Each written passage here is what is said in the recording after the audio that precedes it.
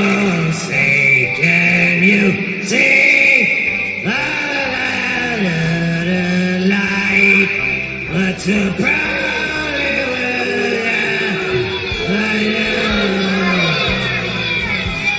with Shouldn't have turned down those cue cards.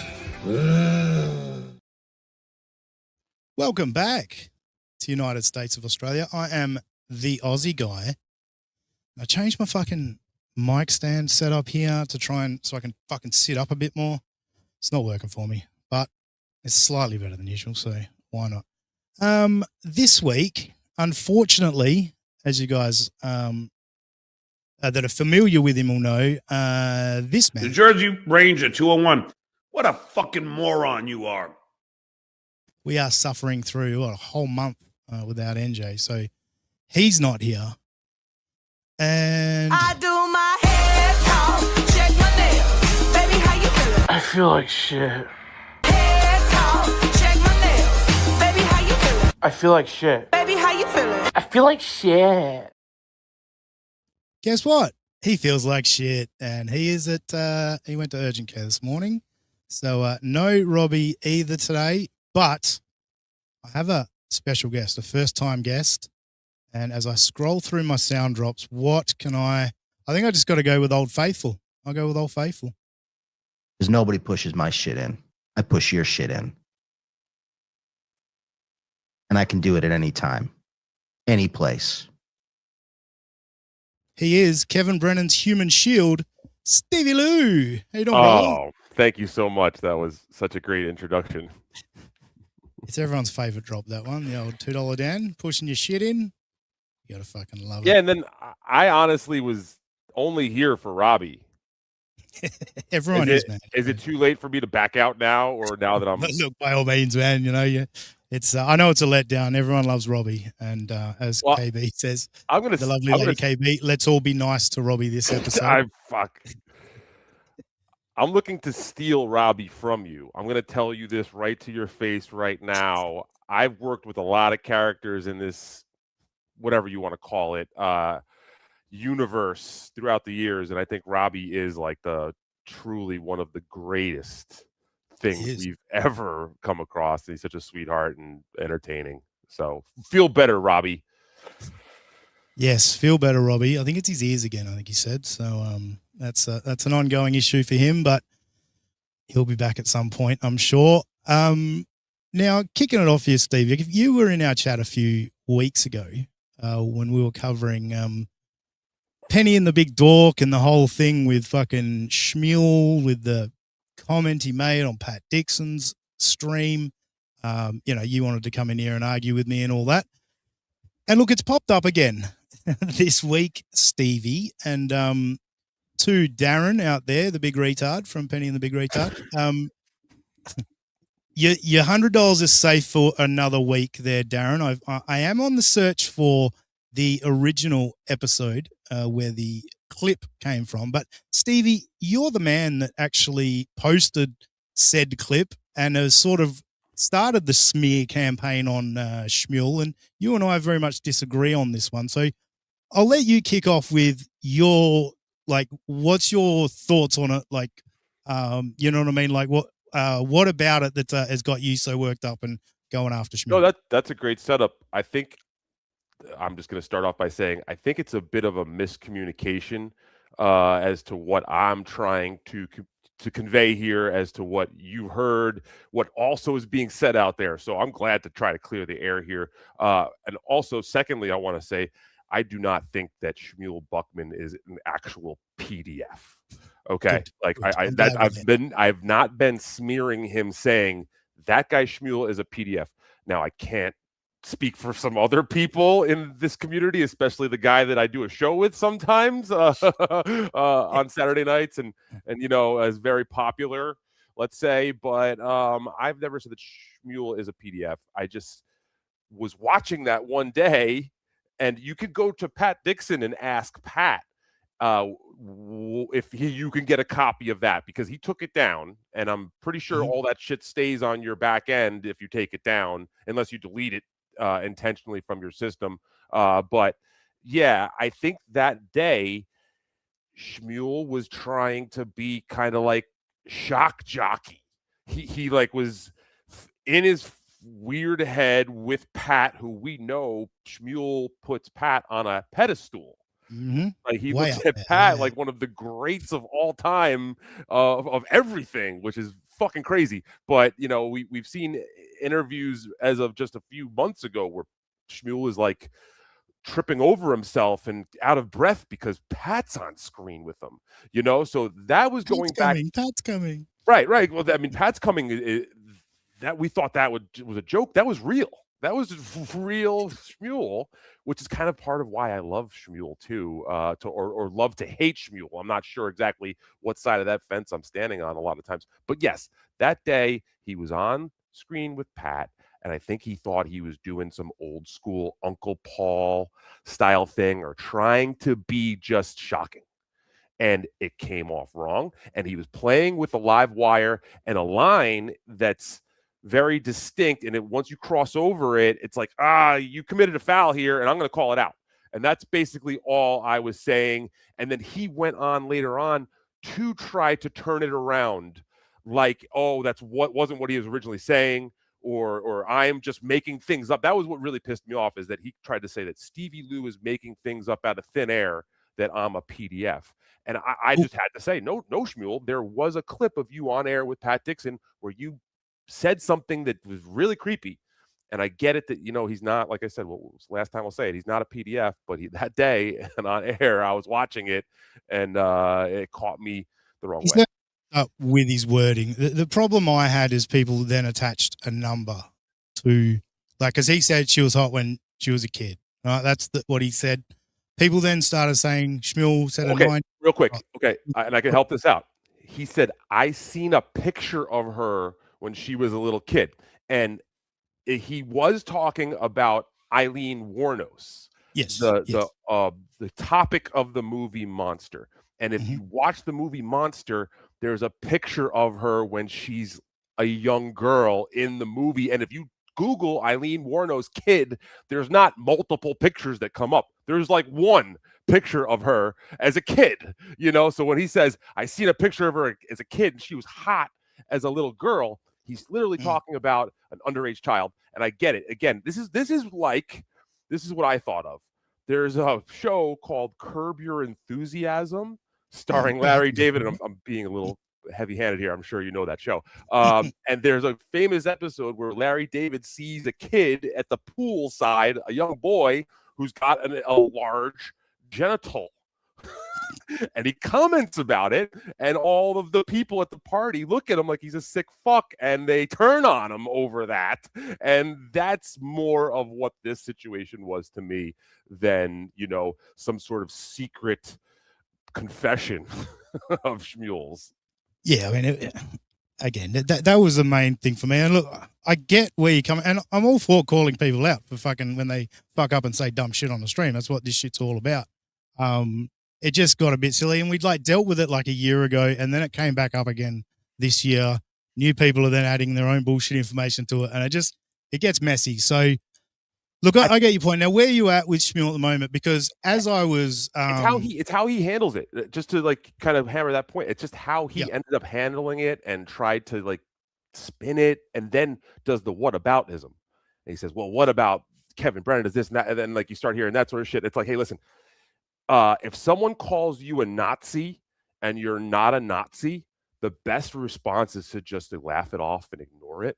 You know, if you start digging your heels in and start fighting back and stuff like that, people start going, wait, maybe that guy is a Nazi, you know? So that is kind of a lesson that I could maybe try to give to an old ass man who's just newer to this sort of streaming world. I mean, that's like the thing too. Like, I've been doing this shit for a really long time. At this point, I'm like the veteran of streaming because I started off with fucking Eastside Dave on Compound Media 10 fucking years ago, you know? So I also got lucky and got brought on with Kevin Brennan when Bob Levy went over to the Shuli Network. So I've had a couple of lucky breaks for whatever you want to call it. And that's kind of where I come from. Nice. I'll just go to our membership milestone here from Shadescal. Thanks for being a member for 6 months. Stevie Lou, what's with the N towers? Every MLC stream not good. Yeah, I think that's directed towards me, and I would just want to say a few things. Yeah, I'll almost never complete them. So it's an incomplete end tower is how I just like to put that out there. You'll rarely see me do that, and I also don't just do it on MLC. I literally do it everywhere. Yeah, you do it all. It's and here's the real secret about it is that every streamer except for Kevin Brennan reacts to it when I do it. So it's like if I'm getting a reaction, this is the trolling 101 when people lose their shit about me doing something as stupid and meaningless as a half completed end tower. I'm gonna fucking push that button. Imagine it's a lot harder to pull off in MLC's chat though, right? That chat moves pretty quickly. Like over here, it's a bit easier to do, but so I consider it like fishing. I can't believe we're breaking down end towers, but anyway. Yeah, we are. This is the kind of shit you get at the United States of Australia, which I love. It's like fishing. You get good at it after a while. You know where to start fishing, and you know your moment to cast. And you'll see, even in a busy chat, you just catch a moment where everybody's got like a breather, and you just boop, boop, boop, boop, boop, and you got to be good. You got to be good. Yeah. There's some coordination. Move. There's some hand-eye coordination. So maybe I'll start towering something else if that's Shades Cal wants a final answer. Start doing an Ooga Booga tower. There you go. That's everyone's end around for it, isn't it? Now, actually, before I move on, thank you, Shades Cal, for being a member for 6 months. We have officially added flimsy tips, super shouts, double tip, whatever you want to call it, supershout.io/USOA. You're a proud member of the family, aren't you, Stevie? It's a pleasure in my life to have known Flimsy Greenberg in person and hung out with him multiple times now throughout the few years that we've been doing all this. And Flimsy is truly one of the good ones out there. Absolutely. He's a very good egg. So yeah, if you want to test out the new tip system, supershout.io/USOA. Of course, we've still got supertip.gg/USOA as well if you want to help out there. Now, Stevie, you're very, very popular in the chat here. Seen a lot of people say, Stevie Lou, I'm out. Fuck this guy, all of that. So, so well done for that. I appreciate you scaring off some of my audience. Well, listen, the little inside baseball is they're going to say that they're not going to watch this, and they're going to watch. I remember that fucking Bedabbler just used to get money fucking thrown at him to get rid of you. So how about you do that, folks? Fucking throw money at me. Yeah, I'll get rid of Steve. Deadfool awake. Yeah. I mean, you say his name 3 times. Deadfool, and I'm pretty sure. I'm gonna get the word out to Deadfool. All right, let's get into it. Let's get into the first segment of the show. Hey, Shuli, leave them kids alone. Hide the kids, Shuli didn't graduate. How long can you continue to lose? Buying friends and buying views. Kids learn scams in homeschool class, like how to kiss a pay pig's ass. Sell your pride, collect the tips. Mike Moore still trying to write scripts. Shuli's the king of awful bits. Shuli didn't graduate.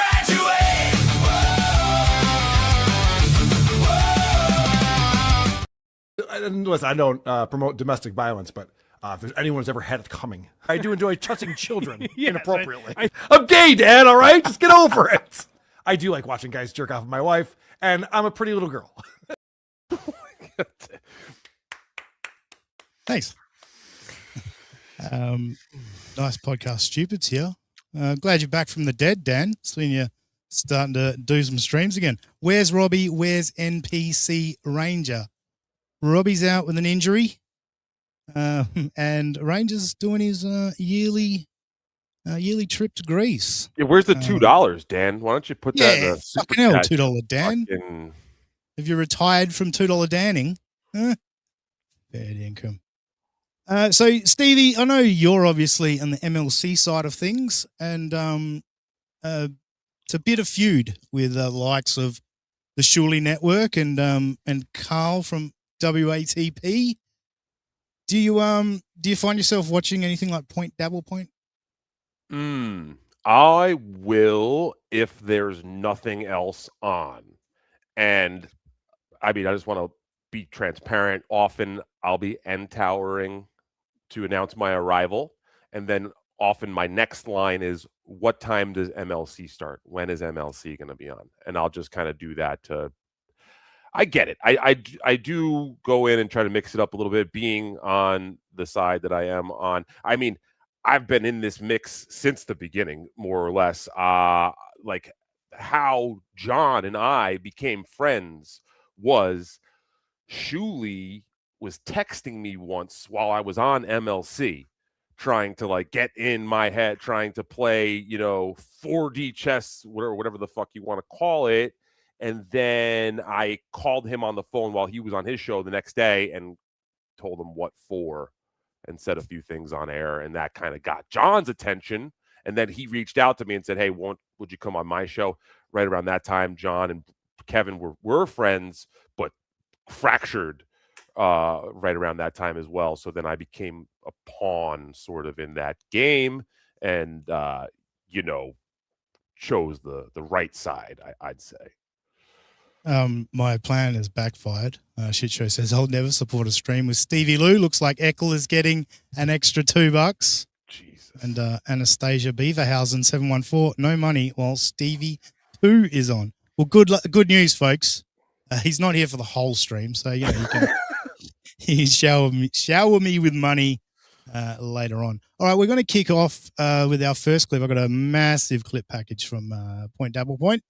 And our first clip, we're just talking about our buddy Flimsy Greenberg. Geez, he's created a stir lately with his leaderboard on the Dabble dashboard. Good on you, Dan. Here we go. We're about to get on the leaderboard, the Dabble dashboard leaderboard. Oh, thanks, Stevie. $2 Dan. Sup, fellas? Here's a few to help you with Dab Dashboard. Thank you, brother. And Stevie Lou Comedy. Thank you, Stevie. Thanks for the $5. Send a super sticker. Yeah, I used to bartend a long time ago. And what you do is you put a bait dollar out on the bar. And if the people see that, sometimes the subconscious will tell them, hey, you know what? Maybe I should. So I should just leave that on screen, you reckon?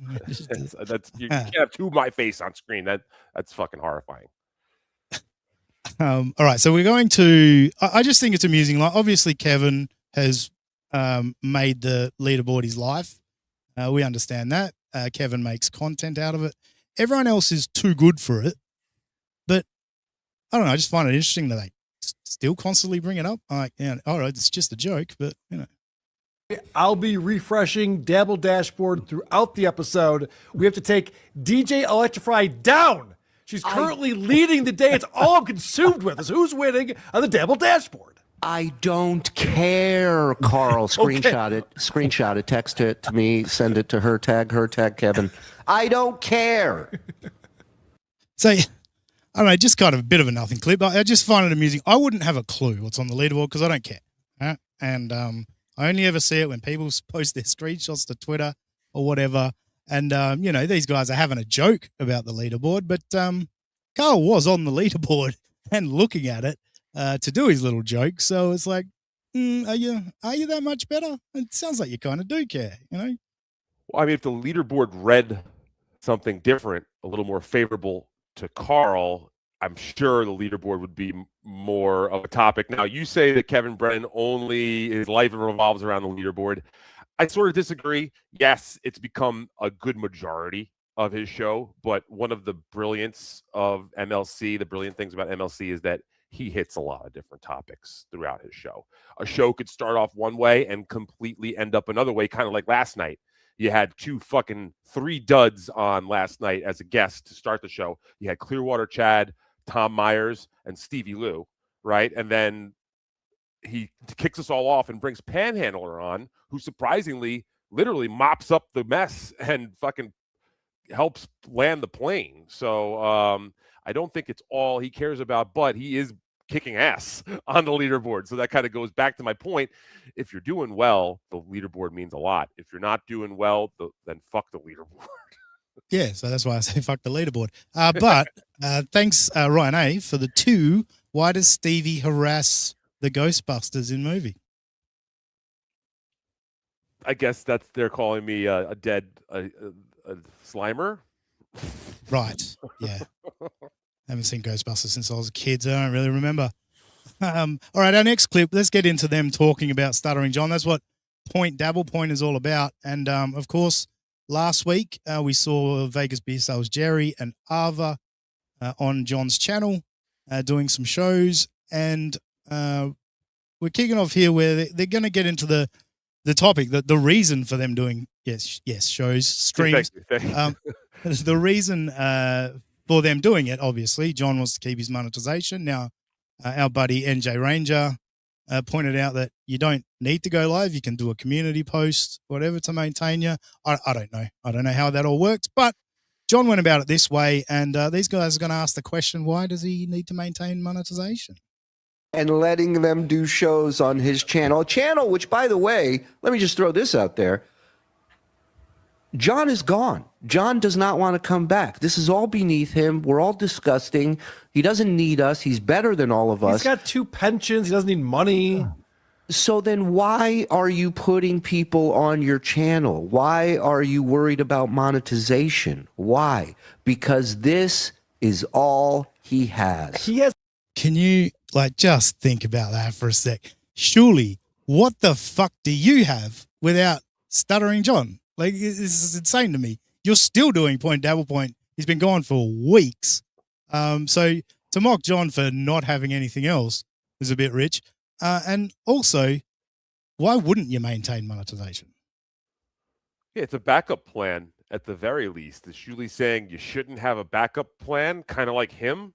And also, I look at it like Fox Studio maintaining the rights to Spider-Man by putting out a movie every 2 years. That's basically what has to happen. Spider-Man has to come out in some form or another every 2 years in order for Fox to retain the rights. So that's more or less what Stuttering John is. But instead of shooting webs, he shoots spit. All right, I'll give you that. I got a point. Thank you.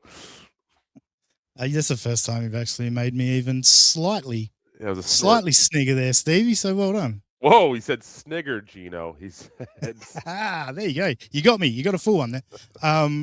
I've just popped the link to Echo Pineapple because someone said take the link, Echo, and it's like he doesn't have it, so I gave it to him. But he just says, "I'm retired, only doing breaking morning news." Wow, Echo. You know who should retire? His hairdresser.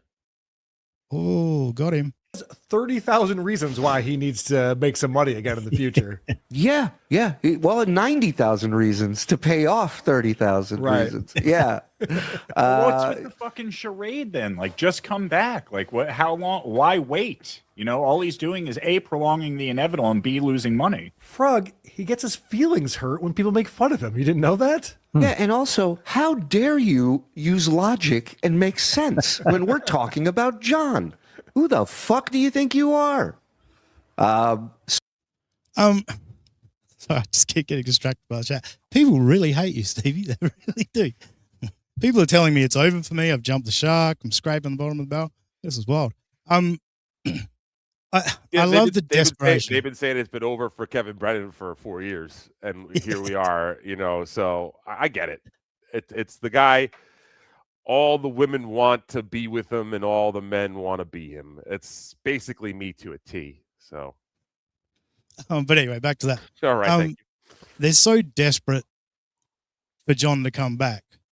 Why? Why are you fucking suing him? You know what I mean? You think, I get their point is we'll sue him because he'll have to come back. He needs the money. It's haven't you fucked with him enough at this point?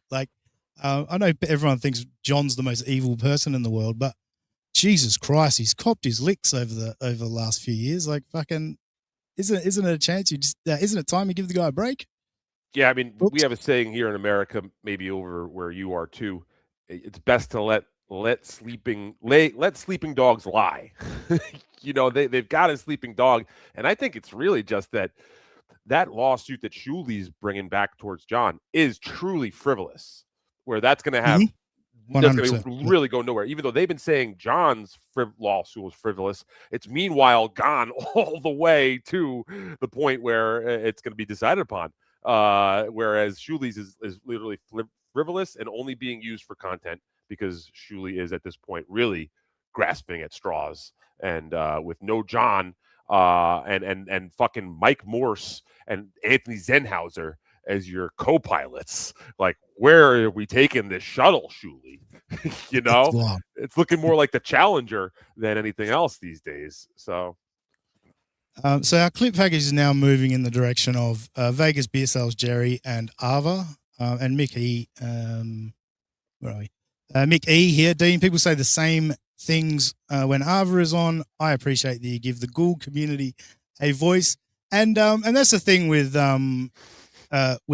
One of the things I appreciate about Ava is Ava gets people rolled up. She really does fucking fire up people, and you can tell Shuli and Frog and all those at TSN fucking hate her with a passion, and I respect that. I respect that she's got that out of them. Thank you, Echo, for the £2.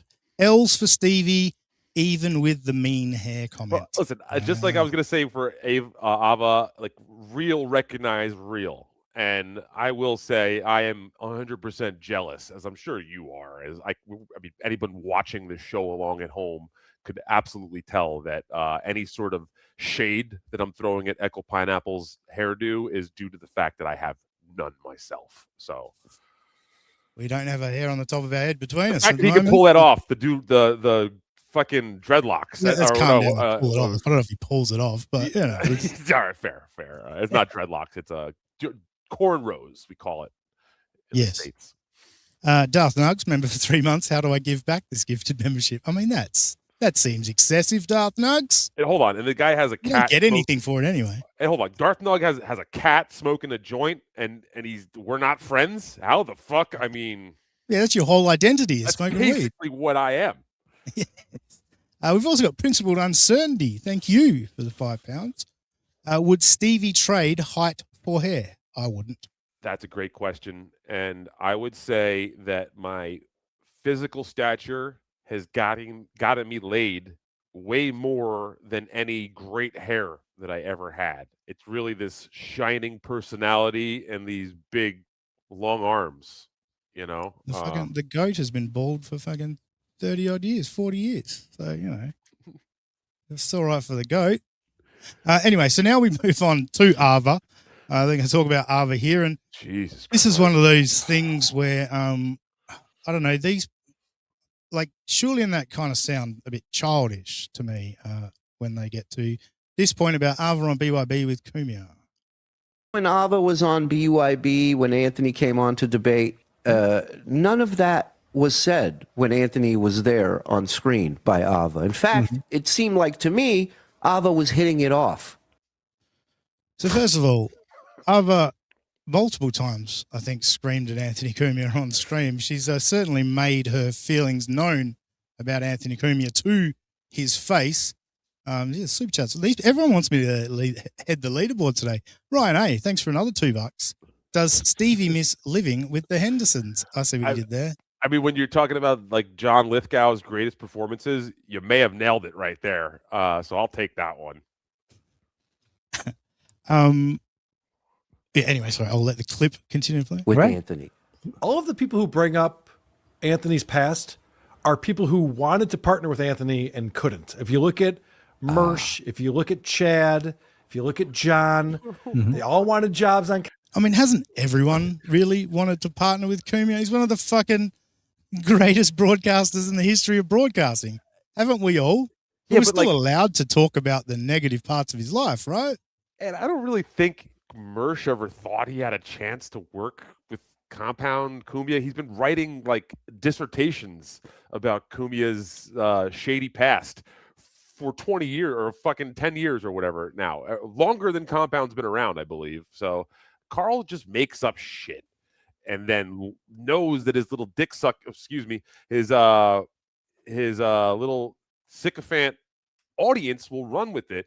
And he does understand that this is kind of like a secret power for him. And he's able to weld it sometimes.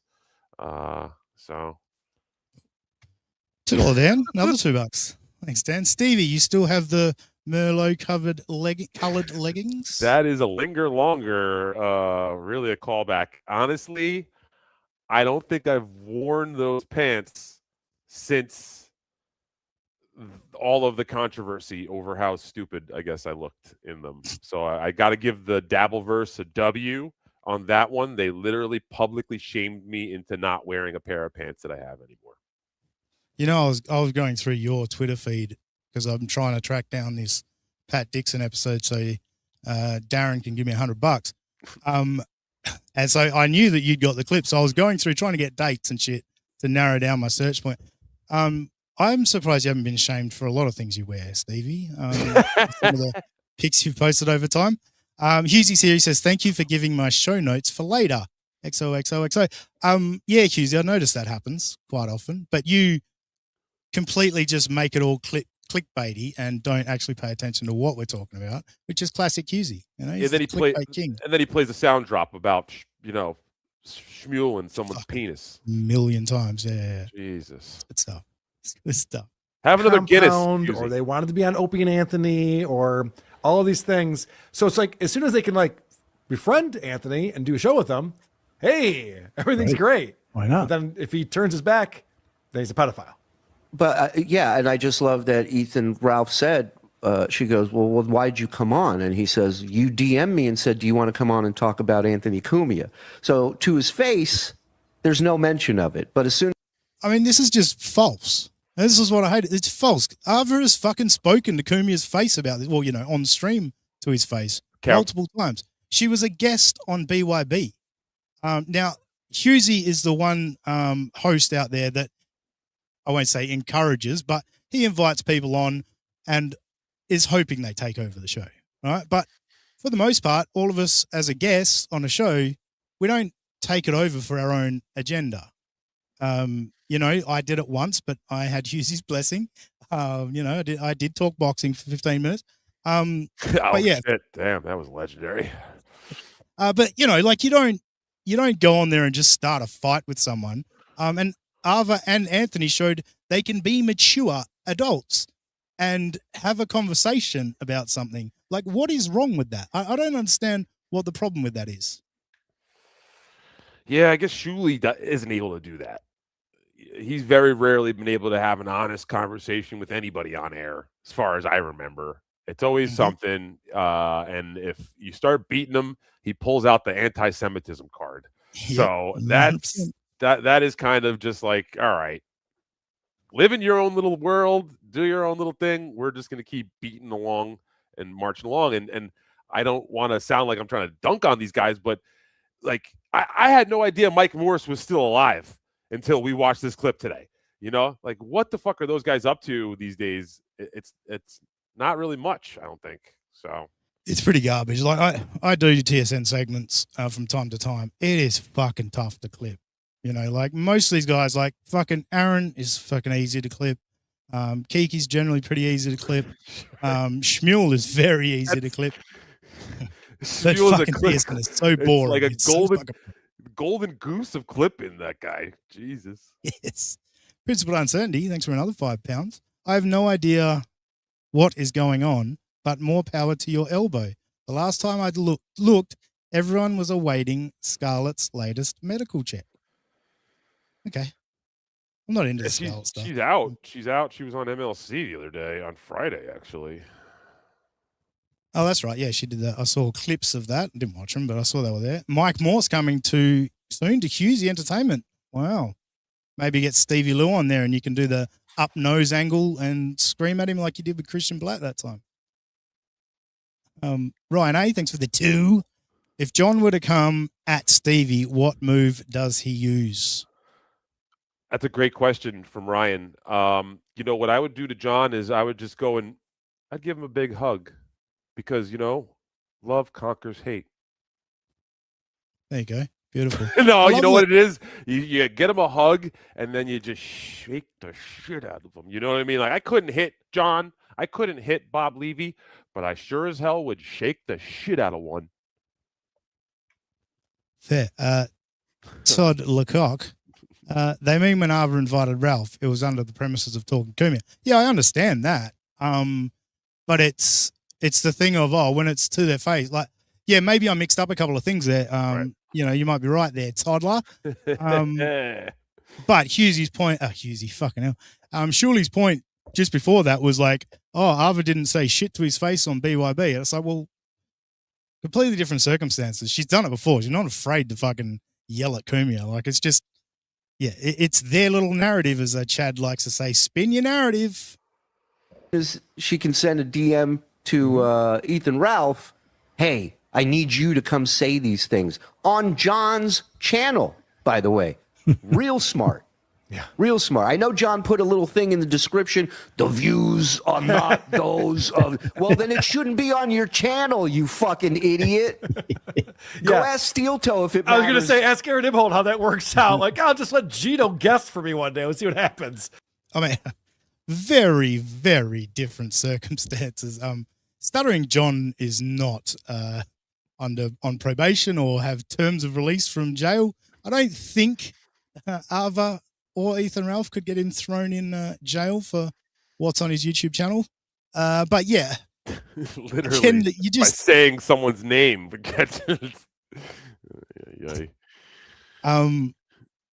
Fuck! Now I lost my train of thought. We're having too much fun, man. We're just having way too much of a good time here. So that's what I was going to say. I love how the fucking chat hates you so much, but every fucking super chat is asking you a question. So that's fucking fascinating to me. Next up, Shuley has taken issue with the fact that Vegas Beer Sales Jerry advertised that Stuttering John was going to be on the stream. The whole time. He got a phone call from John halfway through. I'm sure reading him the riot act. And more importantly, Jerry promoting that John would be on pretty much that whole show and then just left. No John. Grifted the audience. Worse, Mule. Wait, what? Grifted the audience? The free stream that they could click on? That's a grift, is it, surely? Do you know what a grift is, surely? I'll tell you what a grift is when you say, get us to 1,000 Patreons and we'll do a show at Pickwick Pub. Where's that show, surely? What happened to the Pickwick Pub show? You got your 1,000 Patreon subs, and now you've neglected Patreon. I got a message a couple of weeks ago about from a former Surely Network Patreon subscriber where they've just neglected it. You can't watch anything live if you're a Patreon sub. Sometimes they don't upload stuff, or they upload it fucking way later. Like, they have boxed themselves into YouTube when originally they're like, oh, John did us a favor by striking our channel because we moved over to Patreon and got all this money from Patreon. So, yeah, that's a grift, surely. Yeah, we should check on the elderly in South Florida and see if producer Joe has been using his free time to beat them. To get beaten up again? Yeah, to be doing the beating, and he's looking for revenge and not uploading Patreon episodes. Well, there you go. It's a theory. It's a theory. Hughesy, thanks for being a member for 4 months. Big Hairy Minge. Thanks, Hughesy. All right, let's continue. Showed up instead of John, which is even, I mean... Mule has way more charisma than Jerry, though. Give him that. Yeah, the best part of the show is when Jerry left and Mule was still on John's channel by himself. I met Jerry out in Vegas. I don't know why I let that clip run so long. That last part was nothing. Darth Nugs. So cancel the Patreon, dummy. What are you talking about? I'm not a Patreon sub. I used to be back in the day. In fact, I was a Patreon subscriber when they were going for the 1,000. So I actually have I can have legit beef about this no show at Pickwick Pub. I actually didn't agree with that at all at the time. I thought it was a fucking terrible idea, and it bit him in the ass. It bit him right in the ass. All right, we now get to them covering Ava's show. They're going to dig into that a little bit and give her some criticism. Psst, you're on. Tell me again how this was better than Jerry. I missed this part. I missed this. Now, look, I've given so many shows shit for how they start. I do it with Gino all the time. Gino is one of the worst show starters ever. We have a game of, it's called How Long Till Gino Realizes He's Muted. It's good fun. So, we have fun with this kind of shit all the time. But There's 3 guys on this stream right now that have never fucking run a stream on their own. They, surely had to employ a pedophile actually to start helping him run his stream. So it's a bit rich for me. It's you're gonna laugh at someone having a go at it when you've never even tried. You're not even capable of it. I mean, we all laugh at Shmuel when he has his technical issues. I have my own technical issues. Dealing with EV mugs or whatever you're dealing with at home when you do this sometimes can be a little tricky, especially when you're on camera. So, I mean, I get it. Of all the things to fucking bash this person about, having a few moments of silence at the beginning of a stream is like this is what they have now. This is their target. This is fucking child's play to Shmuel, what I was done here. Thank you, Waver. I see you, Waver. Thanks for being a member for 3 months. Hi, Dino, you rules at Husey Entertainment Drools. Thank you, Waver. Sam Bibley keeps saying that I'm low. I turned myself up. Is he just fucking with me? I mean, yeah, Sam's you're probably a fraction low. Okay. All right. I mean, I can hear you all right, but let's just have a look. Maybe let's talk for me. Yep, there we go. I saw you move me up there. Hopefully that helps a little bit. I don't know. Is that better, Sam? Is that better, everyone? Yeah, cool. Part. The cleavage frog. Yeah. Well, Jerry had some nice cans too. That's true. That's a good point. Not the easiest transition she's ever experienced, though. I mean, this is just like, I get it. Ava's a man.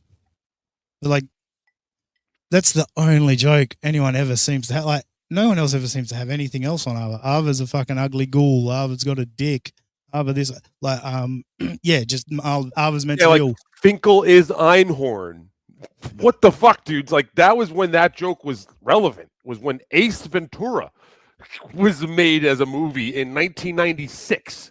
This is what we're doing. Humor 30-year-old jokes.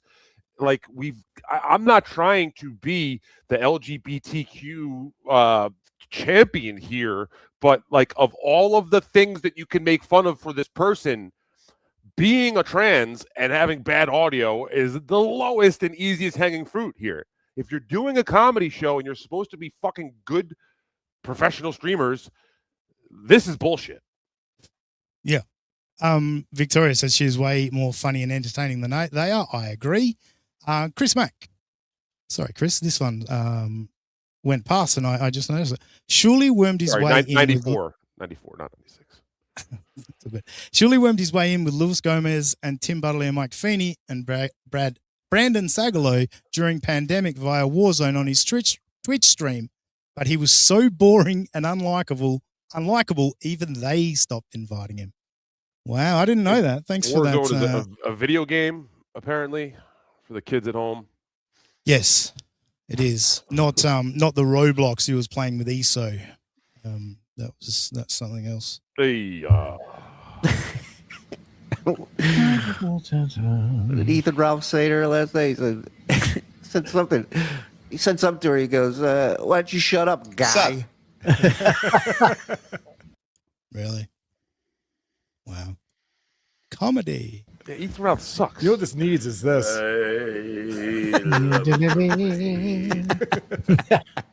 Yes, I'm the daughter. Comedy genius. Oh man, she had a lot of thoughts about your. At one point I was putting it back on from time to time, and at one point I just hear her go, and I'm saying like Carl and I are both musicians, and she's doing this whole fucking rap about you guys both performing live. And all right, I've heard. I mean, are they not? Surely, like I don't know what the bit is there. I love the tone that he put on it. Like Ava was crying. No, we're both musicians. Please, you got to understand. I mean, whatever. It just seems like really reaching there. You know what I mean? Like just looking for anything to fucking criticize Ava for. Have you heard Ava's music? I think I've heard like a track, and it's like not bad. It's actually from like I was expecting like unlistenable trash. Surprisingly, the one track I remember hearing, it sounded well made, which you can't really say about anybody else on that screen. They all fucking Surely Network does all fucking AI garbage. So right. Oops, I wanted decline host. Hello, mate. You're all a bunch of hypocrite pussies. Good morning. You're probably right. Decline host. I try not to be, but sure, I have my moments. Always happy to be called out on hypocrisy, though. The client host just followed me on X, Twitter the other day, which is a big step. Although I did go through a recent rebranding. I don't know if you saw that. I'm now Mr. Flan Handler. Yes, I did say that. Yeah. It fucking confused me because I was trying to DM you and I was scrolling. I was like, where the fuck did Stevie Lou go? Yeah, the other night I was high on marijuana and I was enjoying some dessert. And I was like looking at the dessert, I was like, oh man, I got a fucking great idea. Mm-hmm. All right. Let's move on to the next one. Now I've forgotten the title of the clip. Hey, let's laugh at a funeral. Right. Yeah, this is just a short one. This is just Zen. He's really in the pocket. He's got all the good Ava jokes. Hot political take. Let's laugh at a funeral. Right. Now there's 5 white men on the channel. Swing and a miss, Zen. She's Pakistani. That's a brown. It's a brown man there, not a white man. Maybe just try some other things. I know the trans thing is fucking hilarious, but you could pick. There are things you can pick on with Ava that aren't about her being trans. I'm not going to give you guys the clues, but I've got stuff that I'd pick on Ava for. I just don't feel like picking on Ava. Anyway, that was just a fucking quick little one. We move along now to they get talking about Rodney's, and you were at both Rodney's gigs, right? Correct. Yeah. Stevie Lee? Absolutely. So we're going to get into their thoughts on what happened at Rodney's and all that, but I just found this interesting from Carl. Yeah, real quick. It's like caddy. Thank you.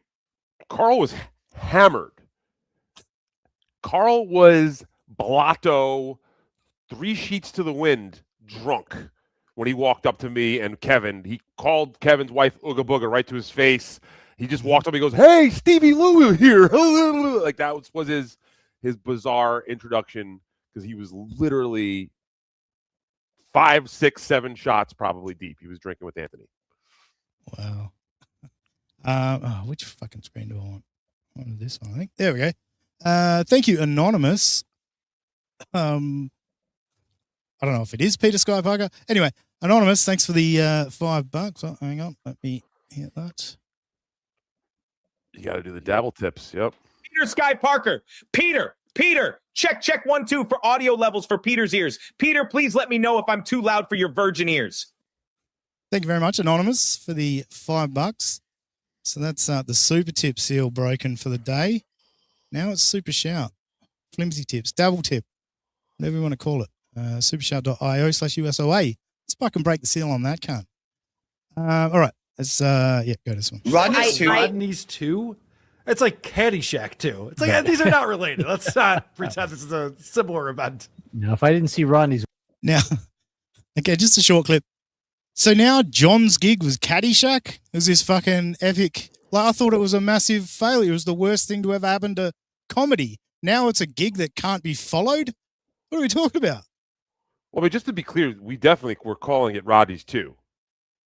They're trying to act like we weren't calling. Like the live stream I had that night was called Rodney's 2, the Electric Boogaloo, when I put LEW instead of Lou, LOO, because I thought that was clever.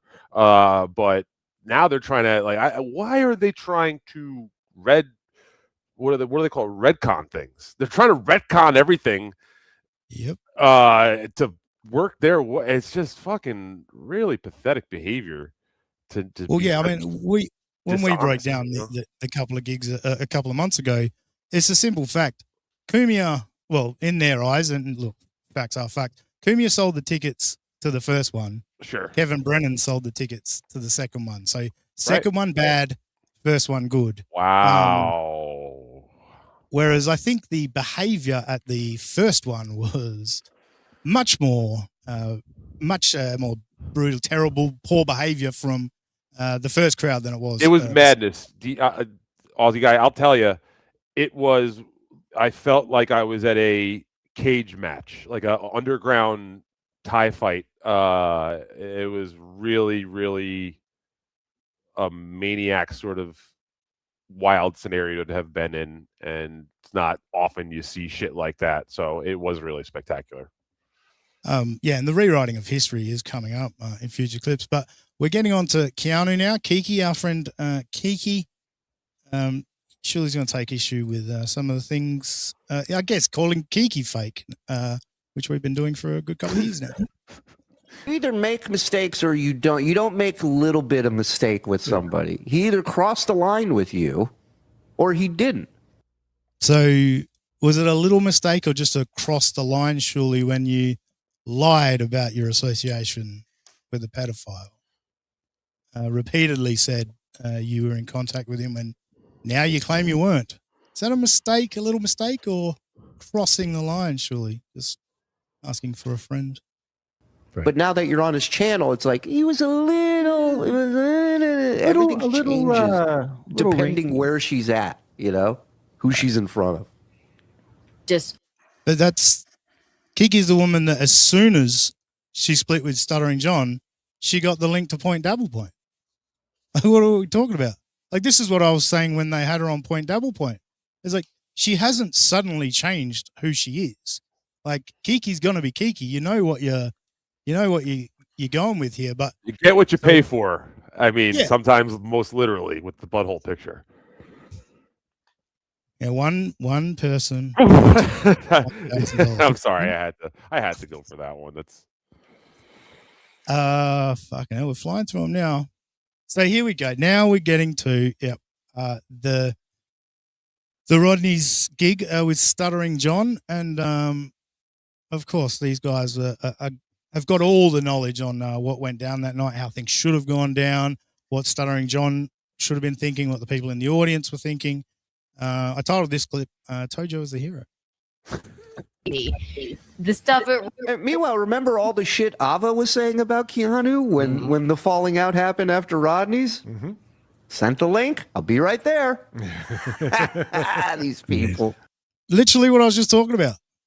How much shit has Keanu talked about Carl and Shuley, but when she split from Stuttering John, sent the link and she rocks up. Like, it's the exact same fucking shit.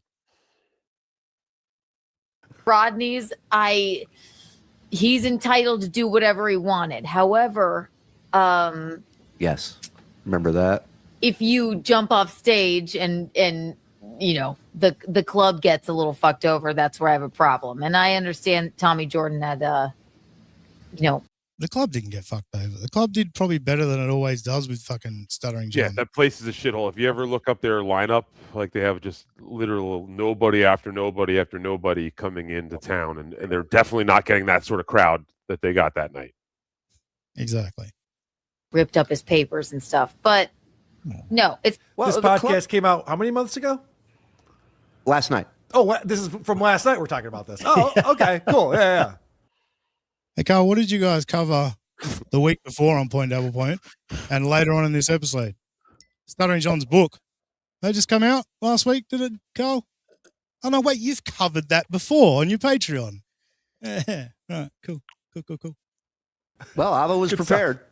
Ava was prepared for a big shot. Jesus. But again, Tommy jumping on stage didn't ruin the comedy show. John leaving is what ruined the comedy show. John going on stage is what ruined the comedy show. Sure. That's where it began. Well, I mean, if anything, it gave John an out. I mean, I don't know how he was going to get out of that situation. Was he going to be reading that thing for another 20 minutes? Or while they're booing and screaming? Yeah, we're all chanting Anthony's name, and he's taking victory lap after victory lap in the audience. It got vicious. I mean, you felt that in the air. It was not a good situation. And then it's not a big place either. So all that stuff going on was like a powder keg, and it just started getting like crazier and crazier. And then, thank God, Tommy Jordan came in with his unicycle and fucking ripped that shit out of his hand. Thank God Tommy Jordan came in. Stand-up comedian Anthony Zenhauser has just told you all, if you're ever at a Zen stand-up show and you don't like the comedy, just go up on stage and fuck with him. He's cool with it. That'll save the show, according to Zenhauser, because that's what we do. We go on stage and fuck with the comedian. I don't care what they're doing. I don't care if you hate the fucking gig. You don't confront a comedian on stage. Yeah, I guess. And to Anthony's credit, he would never go on stage with paper and read off of it. He does at least do stand up the traditional way, which is respectable, and what a lot of us wanted and expected John to do that night. And if you can think about a sliding doors situation or a multiverse sort of situation here, there would be two different worlds, very distinct different worlds, if John had gone on stage and just done some of his classic jokes that night instead of reading Anthony's charges. You know, I believe that maybe John could have like pivoted somewhat and changed the trajectory of where things were going for him if he actually went on and did a halfway decent job and turned that crowd around and got them on his side. It wouldn't have been easy, but it would have been possible. I just think it would have just made it a fucking nothing burger. You know, I personally, I think it's funny that he got up there and read that. I personally love the moment where he stopped reading and looked around the crowd as everyone's just booing the shit out of him, and he drank it all in. Like Fred Flintstone, literally like Fred Flintstone, looking at breaking the fourth wall. He was breaking the fourth wall, which is kind of, you're right, that was kind of cheeky. I love that. He just brought the papers back up, started reading it, and I thought that was great. The fact that we're still all talking about it now, we wouldn't be talking about it if John did his act and everyone fucking sang along with it.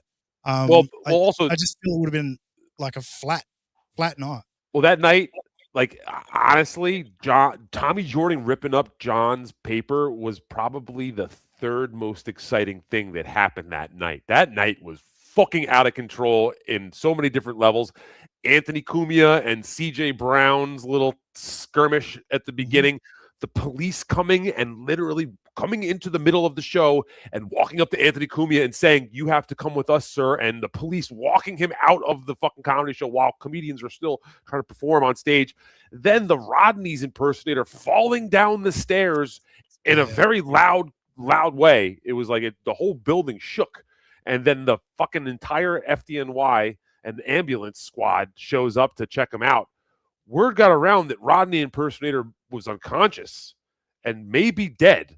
So that was a rumor that was spread like wildfire really fast. He pops up 15 minutes later with a Band-Aid on his hand. It was fucking literally sitcoms in Hollywood couldn't write a nuttier night as far as I'm concerned. Yeah, it was a wild night. Todd Lecoq, thanks for the 2. At Rodney 1, at Rodney 1, I saw SJ go after Lou. That made me feel. We're going to get to that in a little bit because there's a clip coming up. Now this one, I can't read the title. I'm not even going to set it up. Let's just play it. The tightrope, because now she's friendly with Cumia and Missy again. So she can't be like, "Oh, John's great," because then it'll show that she's a phony, right? And not Keanu. She's no phony. So now she's going to say how it wasn't funny, but it kind of was. What I love about this is like how little respect do you have for Anthony Cumia? Like how shallow do you think he is? That like if she says something nice about Stuttering John, that's the end of the friendship. Like that, I don't know, that would make Cumia come across pretty shitty, wouldn't it? We all know Kiki's fake. That's par for the course, But I don't know. Is Anthony that shallow? I don't think he is he? No, that's just they're reaching. Fucking hell, I've lost track. This one just says think about it. I don't even fucking remember what it is. I'm fucking killing it. And so that's what let's do. No, let's look at. I'm going to play you a comedy clip. Take the comedy out of context and tell me. Take the context out and then tell me if it's funny. Go. What a show! Isn't that what they're doing? Hang on, let's go. I just want to hear this explanation again. Comedy clip. Take the comedy out of context and tell me. Take the context out and then tell me if it's funny. Go. Isn't that literally the Uncle Rico show? Uncle Rico, yeah. What are you talking about? Unbelievable. Excuse me. Stevie, how are you going for time? Do you need to? I can stretch it out. I know I had said I had about an hour, but I can stretch it out a few more if you had a few more. Yeah, no, clips all you right. wanted We'll to- go to. Yeah, let's get back to Zen. Another little short one as he's taking some more digs at Ava here. I just skimmed the show for my name, you know. Yeah. The show, the Let's go to the internet. transcript and Control F for Ava. Is everybody talking about me still? What I find amusing about that is who the fuck is Anthony Zenhauser? Let's be real here. Who knew who he was before? Who really cares now? He got gifted a spot on one of the biggest shows in the Dabbleverse and gets to write on that. Who would fucking tune into an Anthony Zenhauser stream? Who would fucking give a fuck? Nobody, because he's fucking special. Has got like 5K views. It's not even got similar views to Uncle Rico shows. Nobody, even TSN fans, don't give a fuck about Zen stand-up. Yeah, nobody gives a fuck about Zen. I just find it a bit rich that he's calling Ava irrelevant. Dude, you're irrelevant. He tried to do a show with Pat Dixon, I remember, a couple of years ago on the Shuli Network, and that just wasn't worth the scratch. So they called it quits. I get it, man. It's tough out there. I just got to go back to another clip because I accidentally went past it. This is Shuli getting very upset about semantics now. After I was like, he said he'll come on and because he wanted to talk about Kumia, and so I just No, you wanted him to come on to talk about Kumia. Yes. He didn't reach out to you and say, "Hey, Ava, can I come on your shit show and talk about Kumia?" He doesn't need to go on your show. So you reached out. Thank you. You reached out and asked him to come on for the specific reason to shit on Anthony Cumia. So he didn't want to then, surely? She said he wanted to come on and talk about Anthony Cumia. Whether she invited him to do that or not is kind of irrelevant. He wanted to, didn't he? Wouldn't that be the point? Or he was just fucking there.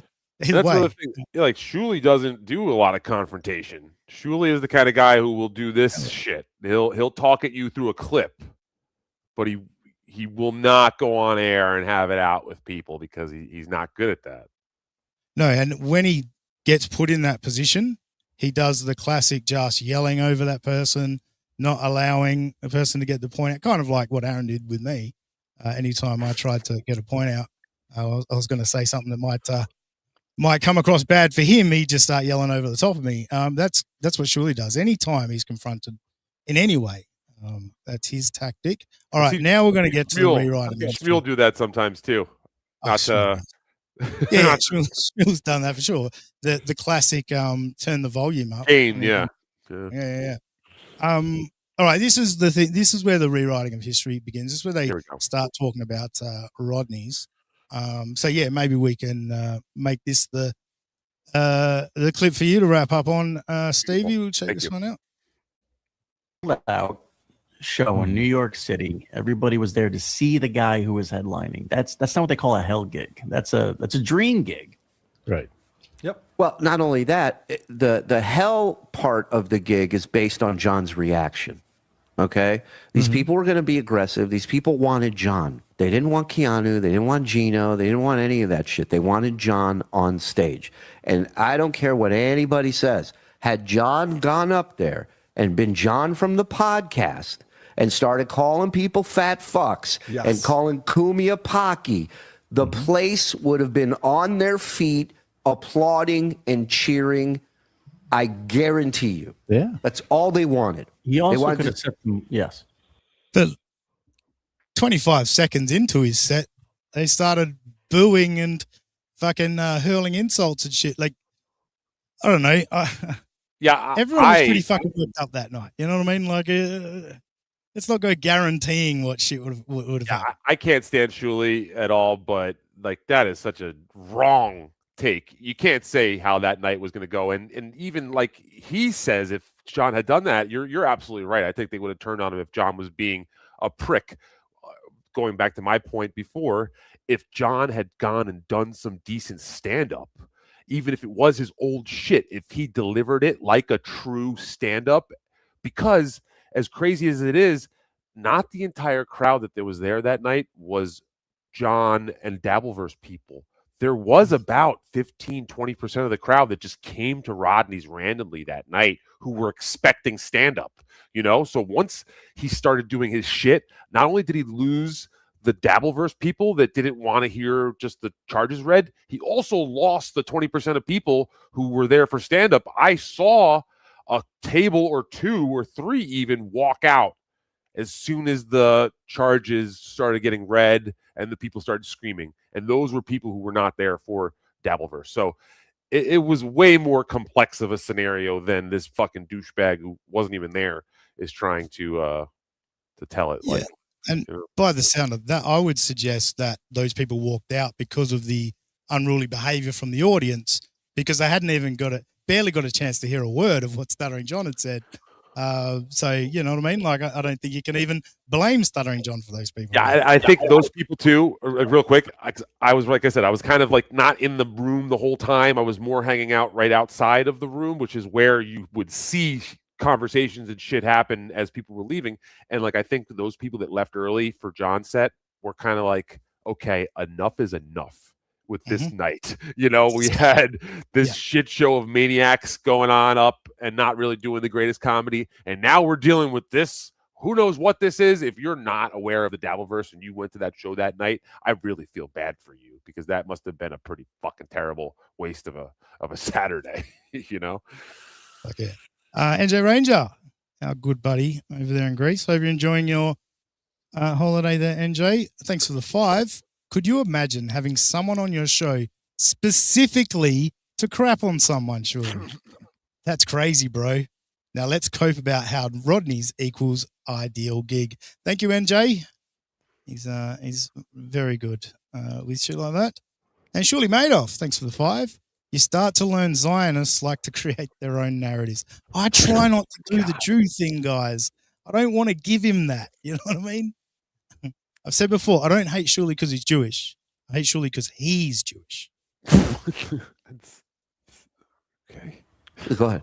I was going to say, he also could have set the mood earlier that night by not skulking around and hiding all night. He could have been out fucking conversing with everybody, breaking balls with Carl. Carl came up to him and slapped him on the back and said, great, have a I great tried show. twice. Yeah, I tried twice to have a fun conversation with him. Yeah. Kumia gave him a great intro. Kumia gave him a great intro. That great intro. He said, I've never seen so many people come to see a man they despise. What a fucking intro. That man felt welcomed, I'm sure. And also, like, how often do stand-ups mingle with the crowd before they're set? That's the biggest sin of this conversation, I say. No matter what level you are, you do have to kind of focus a little bit before you go up. And again, I've done a little bit of stand-up in my day, and no means at a professional level, but I've been around shows with professionals, and all of them will chill out in the green room. That's why there is a green room, because the energy of the crowd is exhausting. So you need to be in your little fortress of solitude before you go up. It's just how it is. It's kind of crazy that guys who claim to have been actual stand-ups don't understand that, or don't want to, say that. It's weird. That to me reeks of, again, this whole thing, like, whether you agree with what John did or not, this here reeks of, he just didn't do what we wanted him to do. We wanted him to come out and talk to us. We wanted him to do his usual set so we could sing along, and he didn't do that for us. So he sucks. Echo Pineapple. So we mocked this guy for years, and I said, have a good show, and he didn't shake my hand. I know. You guys are like literally been trying to ruin his life. Why would he want to come have a fucking chat with any of you? That is fucking craziness to me. But let's let him cook. Maybe John shouldn't try to get people to punch him. That would be a good thing too. Go outside. And say, you're so right, though. Wait. What? Now, Stevie, you were right there, because you were the man Kevin Brennan told was going to do the business. Yeah. Correct me if I'm wrong. Kevin walked up behind John and said, let's go, big boy, or let's go, fucking Stevie Lou's here, or whatever. Am I wrong about that, Stevie? Or is that that's exactly how it went down? You've got the guy here in front of you that they're talking about. So this is incredible. So John was starting that, or Kevin Brennan was? I think Kevin Brennan was starting that with the headliner. And John, because of his ego, said, let's go outside. And to your credit, Stevie, you didn't punch a 60-year-old man. So well done on that. And also to John's credit, he walked outside.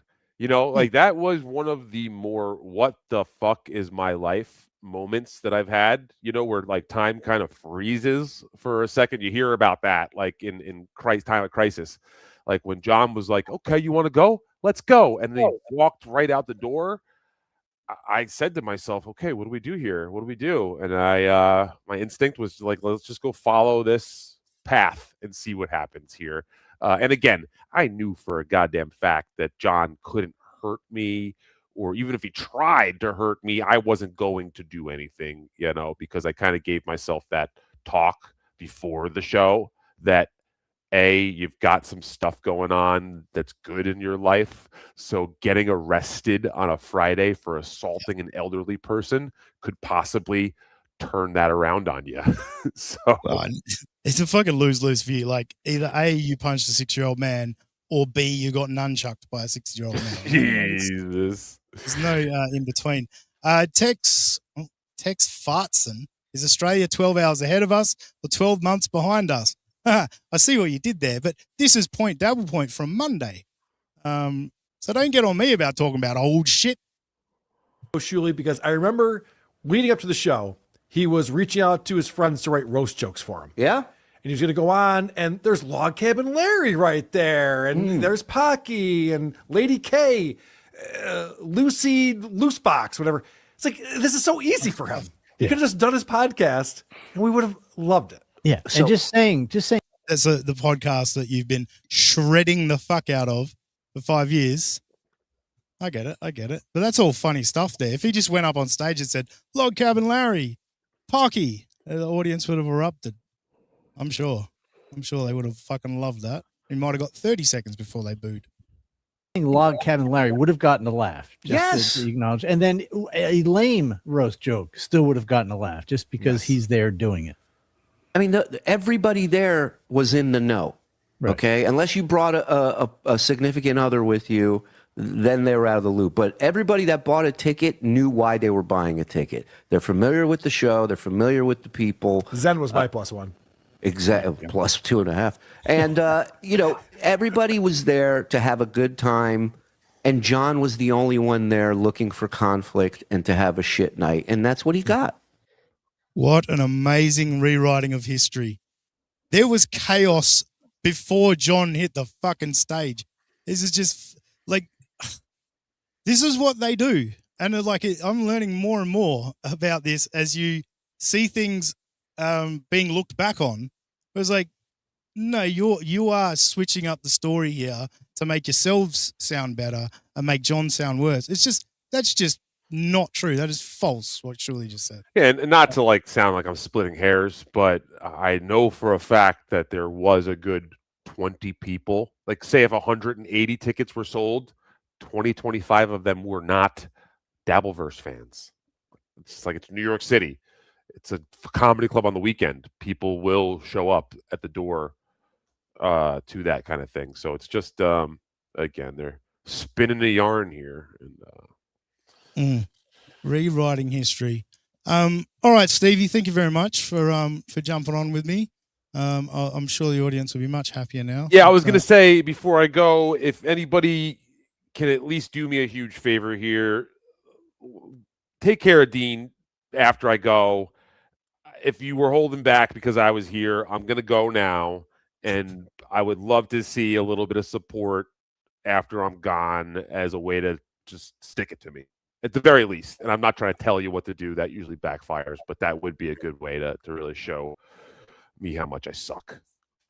That would be good, everyone. We've got supershout.io/USOA or super. You got to get that on a banner, bro. That's what you got to do. Throw that on a banner at the bottom so they can. Pin in the chat. Yeah, I'll pin in the chat. But I'm not going to tell you what to do.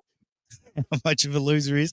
You want to do any plugs or anything, Stevie, before you bounce? Yeah, I've been doing more streaming lately, and I would love for folks to check me out on Stevie Lou Comedy, The Realist Stevie Lou on YouTube, and then you'll see me on MLC every once in a while. Thank you very much, Stevie. Appreciate your time here today. It's been a treat, man. You as much as we do disagree sometimes, we do often agree more often. And I find a lot of your takes to be honest, and a lot of our morals, I think, do end up lining up at the end of the day. So I do appreciate your time, bud. Thanks, Stevie. Have a good one, mate. Cheers. Stevie Lou, everyone. Is everyone happy now? He's gone? What? Sorry, I brought on someone different. Jesus Christ. Principal Uncertainty, thanks for another £5. Aussie or sorry. I didn't pre-read this before Stevie. Aussie or Stevie, how did you both end up as the DV Rebellion? Was it a gay attraction or doctrinal? So confused. Look, I can't speak for Stevie, but I don't know that it's a rebellion as much as, I don't know, I calling shit out that I don't like, and I'm seeing more and more of this bullshit, and I'm sick of it. So that's my story. Heckle says USO gay. Thanks, mate. Appreciate it. Of course you do. Frank likes Stevie. Of course you do, Frank. That's fine. Anyway, let's continue on with this clip package. Where was I at? We just got to the rewriting of history. Next one. Let's just skip over this part. It's not even important at all, is it, fellas? It's in this package, but I've at one point, does she talk about how Cumia said if he gets roasted? She claims Cumia with Gavin McInnes says, if John roasts me, the whole crowd will turn on him. I don't remember him saying that. It's possible. I mean, most people were Anthony fans. I get it, but I think I don't even think that would be accurate. I think the people would start laughing. Anthony would be laughing along with it. That's how roasts work. Yeah, you like the person getting roasted. Yeah, exactly. Unless so it's Kevin Hart who sucks. If he said anything, I'm sure Ava got the translation confused. Well, also, so we're going to skip over the fact. Look, I don't know if Anthony said that with Gavin McInnes, but if he did say that, don't you think that has a big impact on Stuttering John's decision to read the court documents? As Carl said earlier, John had friends writing roast jokes. What if, just for a minute, what if John heard Cumia say that and went, you know what, they're going to turn on me anyway, fuck it, let's just read the court documents. Could we just consider that for a second? No. Nah, fuck that. John was wrong. The jokes that John would tell, the roast jokes, he would go right to the drink bleach, stab yourself. That's a pretty good joke. That's pretty good. Yeah, it would not be strong opener. Yeah, it would not be. It would not be a subtle kind of. He should have done what Trump did in the debate against Hillary Clinton. He should have brought Danny Brand and sat her in the front row. That's the move. Look, funny idea, Carl. That is, parade in the victim in front of a fucking crowd of people that hate her, that all think that she deserved it. That would be funny. I do agree with that. But doesn't that then make reading the court documents funny then? If he brought in Danny Brand, if that's funny, then reading the court documents is funny, right? Right? What a move that would have been. Oh, that'd been awesome. Checkmate. As soon as she shows up, it's checkmate, dude. Yep. Great. And then she won't drive home with John. Opie just standing there like Ed McMahon, just laughing at every joke John does. How's your wrist, Danny? Is it all right? All right. Anyway. You are tasty. Mind if I get a bite? She's got this like chattering. Whoa. Get to the bomb shelter. Nice one, Shirley. Jesus Christ. You seem tasty. It's kind of sucks when I'm alone and I just got a fucking filibuster. Between clips. Where are we at here? This one. Smug Frog. I know we all love some Smug Frog. I've been in bands, we play shows, and there's like a system and there's ethics about the way you deal with the people and the way that the money gets paid. and it's like you have shown a amount of respect because your gear off stage at a certain time. There's all these little ethics there, and I understand that you're kind of applying those to yours as a stand-up. And you're like, hey, this is a gig owner.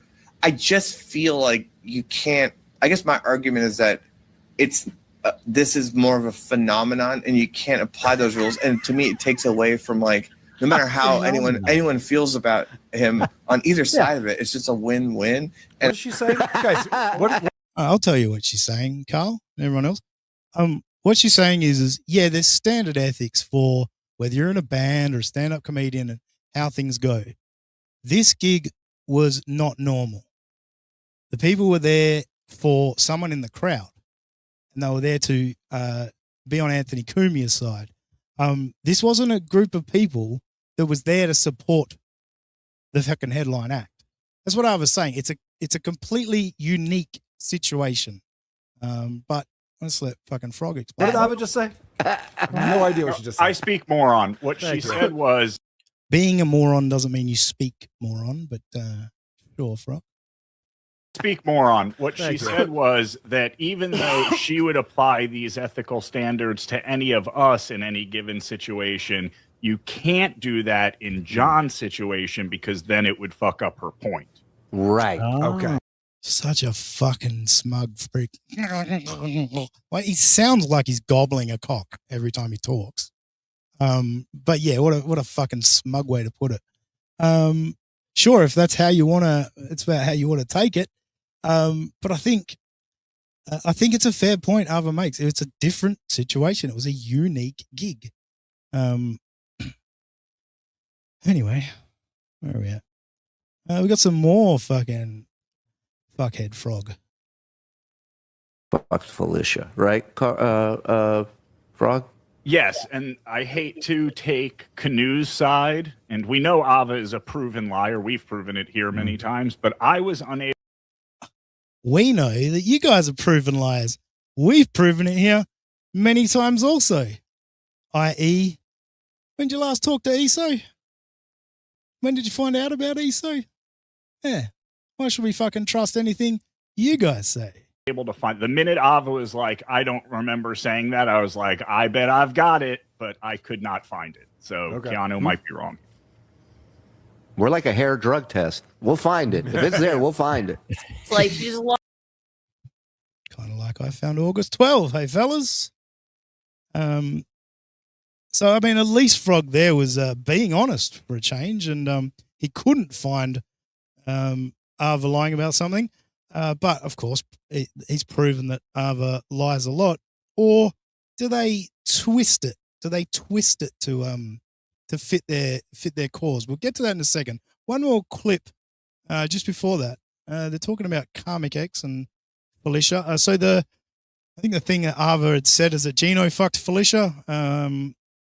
And so I don't know why Pat Dixon is copping shade here, but I've never thought that, so I don't know how that. Whatever, I was wasted. Eskimo Brothers with Karmic X. I would find a very wobbly stool. Jesus, Carl. Fucking hell. Pat's already had Steel Toe telling him to put a gun in his mouth. Now he's got Carl telling him to find a wobbly stool. Fucking hell, Pat, you better get a car soon because these people are fucking telling you it's not worth living. I'd rather be Eskimo Bros with Ava than Karmic X. Well, she's you smell my finger, I smell yours. I was using the old "I was wasted." Yes. Did you catch that, Pat? You do like the fucking the nice way they're talking about you there, mate? I can't believe everyone's forgot that Felicia and Pat, like that's what Felicia's obsessed with is Pat Dixon. Can't believe you missed that one, boys. But anyway, fuck Pat Dixon, eh? Now we get to the hilarious conspiracy. Is Rochi around? These guys have got a conspiracy theory, Rochi. About whatever that topic is, and you're She's like, on every show too, right? I mean, I see her on every panel. She's paying attention, and she's part of it. Here's a question: have you seen her? Jacob Shed, thanks for the 2. You seem desperate trying to get Shuli and Carl. I mean, if that's your take on it, sure. I don't know, I watched Point Double Point and thought I could disagree with these points, and I went for it. I don't know. When does it become desperate? Like doing 5 shows a week on someone, is that desperate? Or doing like, the odd segment here on a weekly show, that's desperate. I don't know. I'm confused. I'm not 100% sure about that one. Her and Rochi on the same show together, because there is a vicious. Oh, sorry. Let's go. Yeah. And she's part of it. Here's a question. Have you seen her and Rochi on the same show together? Because there is a vicious rumor going around that Rochi might just be in disguise. They both chain smoke cigarettes. That's what I'm saying. Interesting. They both have a penis. All right. Got him. All right. We're getting somewhere. I'm questioning if Rochi's got one. No, we're getting somewhere. Okay. So, Rochi's got possibly the most beautiful hair in the Devilverse, including the women. So I can understand that. But yeah, hilarious stuff, fellas. Rochi and Ava.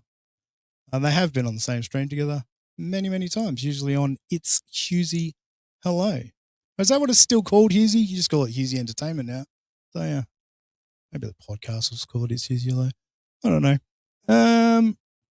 We're nearly at the end, but this is a long one. This clip is titled Shuli's High Horse. Guys, we really shouldn't make fun of Jerry, High Pitch Eric, and he are both clearly similar. By the way, does Jerry get lip injections? Who did his cosmetic droopy eye surgery? All great questions. I wish I had the answers for it. I do know that Jerry's been making the tour. A lot of press have been demanding Jerry come on after a successful show. And one of the first to get him is our pal Mumbling Nick, who I'm starting to think isn't our pal. But this is an interesting clip, them talking about photos, particularly. The great Mumbling Nick, who was on our show recently, the lovely Lady KB, send Buckman the link. I'll fucking do it. I will actually do it. You reckon he'll come on? I'm doing it. Send him the link. And boom. Sent. See what happens. See if Buckman shows up. I saw something else I was going to read. Pull-ups. Welcome. Oh, please. Rochi's hair looks like it's a nest for roaches. Maybe that's why he's called Rochi. Particularly of my kids that John has. Okay. Can you tell? Yep. So let's go back. There's like Husey. Fucking hell. I keep calling Shuli Husey. Shuli is going to still go on about this John having pics of his kids thing. Now, look, John was fucking dumb to even bring it up and to fucking make fun of the kids and shit like that. But that's it for it, And I would have loved John to come out and say, I fucked up there. I shouldn't have done that. All right. But it's so long ago. Shuli just keeps harping on it. And now he's, he's been going around saying that Vegas beer sales, Jerry was the guy who did it. And Jerry's like, I didn't get that pic. I didn't do any of that. Particularly of my kids that John has. Okay. Can you tell us some of the things that Shuli said about you that you? This is going to sound like a loaded question, but because we've talked behind the scenes before, it's not like Jerry has told me that certain things that Shuli said about him just isn't true or is made up. So, is there anything other than like the doxing that Shuli said about you that just isn't true? It's mostly that, but then he also claims that either I sent John pictures of his kids, of Shuli's kids, which I've never seen. I've never seen. I know someone did do that. Guy, anonymous guy. Well, now it's an anonymous guy. Right. He won't say who. He knows who it is, but he won't say who. Right. And to fuck with you, sure. Yeah, of course. Yeah. Guy. It's a weird thing to fuck with somebody with, though. Like the whole kids thing. You probably want to get that out there that you know who it is, and that guy deserves the blame. Especially if you're being accused of it, right? Right. You want to clear your name. Also, kind of like the right thing to do in this situation of somebody sending underage children pictures to somebody else. And we know. Guys, what are you doing? What are you doing? You lied about a pedophile, right? You remember you lied about it? Yeah. I'm sorry, Carbo. We know his background where he has no problem when Johns are trying to have a little interaction with prostitutes, right? He will out them, give out their names. It's kind of the O.J. Simpson defense where he's like, I didn't do it. And if you let me free, I will find out who did it, guys. I'm going to lead the investigation. Yeah, here it is, cut and dry. Jerry's protecting a dude that has photos of kids. That's number one. Yep. Number two, this guy has an excuse every time somebody calls him out for his shit. Oh, you doxed and drove John to Melton's address. No, Melton said, come on down. He did. Melton did say, come on down. He said, roll up, roll up. Oh, you tried to take pictures of Cardiff. Well, I bought a ticket to Heckamania. I'm entitled to take pictures. It's always... Yeah, that's true, right? You can take pictures at an event. Not allowed to do that, surely? Is that frowned upon, taking pictures at a big event? Always an excuse for this shitty, rancid behavior. This guy is a scumbag piece of shit. I know someone did. Let's just go back to this chat. Sorry, I just wanted to get that a little bit out. Where was that? When did that chat pop up? There it is. Melton's address. No, Melton said, come on down. Photos of kids. That's number one. Yep. Number two. Oh, fuck. This is me. Try now. I'm going to lead the investigation. Yeah, here it is, cut and dry. Jerry's protecting a dude that has photos of kids. That's number one. Yep. Protecting a dude that has photos of kids. Now, those photos are photos that Shuli or his wife posted to Facebook. That's my understanding. I've not seen them, but it's pretty obvious. Is that right? Protecting someone who had pictures of kids. Let me think now. Why did Shuli as TSN lie about talking to ESO still being around? Were they protecting someone that has pictures of kids? A lot of pictures of kids? And very disgusting pictures of kids. No, stay up there on that high horse, Shuli. This comes across really, really well. Get to Heckamania. I'm entitled to take pictures. It's always an excuse for this shitty, rancid behavior. This guy is a scumbag piece of shit. I know someone did do that. Some guy, anonymous guy. Well, now we know who it was, but at the time it was an anonymous email that John got. So now there's a contradicting statement because John claimed somebody texted him the photos. Now it's an email. Semantics again. All right, email, text. What's the fucking difference? Email. And both from anonymous. They have no idea who sent it, but they know who it is now.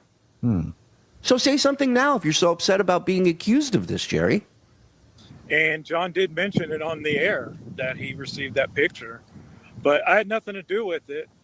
But, Shuli, of course, attacks me that, oh, if you're going to be friends with John and someone sent him pictures, then you're just as big a piece of shit as John is. Yeah, it has nothing to do with you being friend. Jerry, I don't need or want to be friends with you. He didn't say that, Shuli.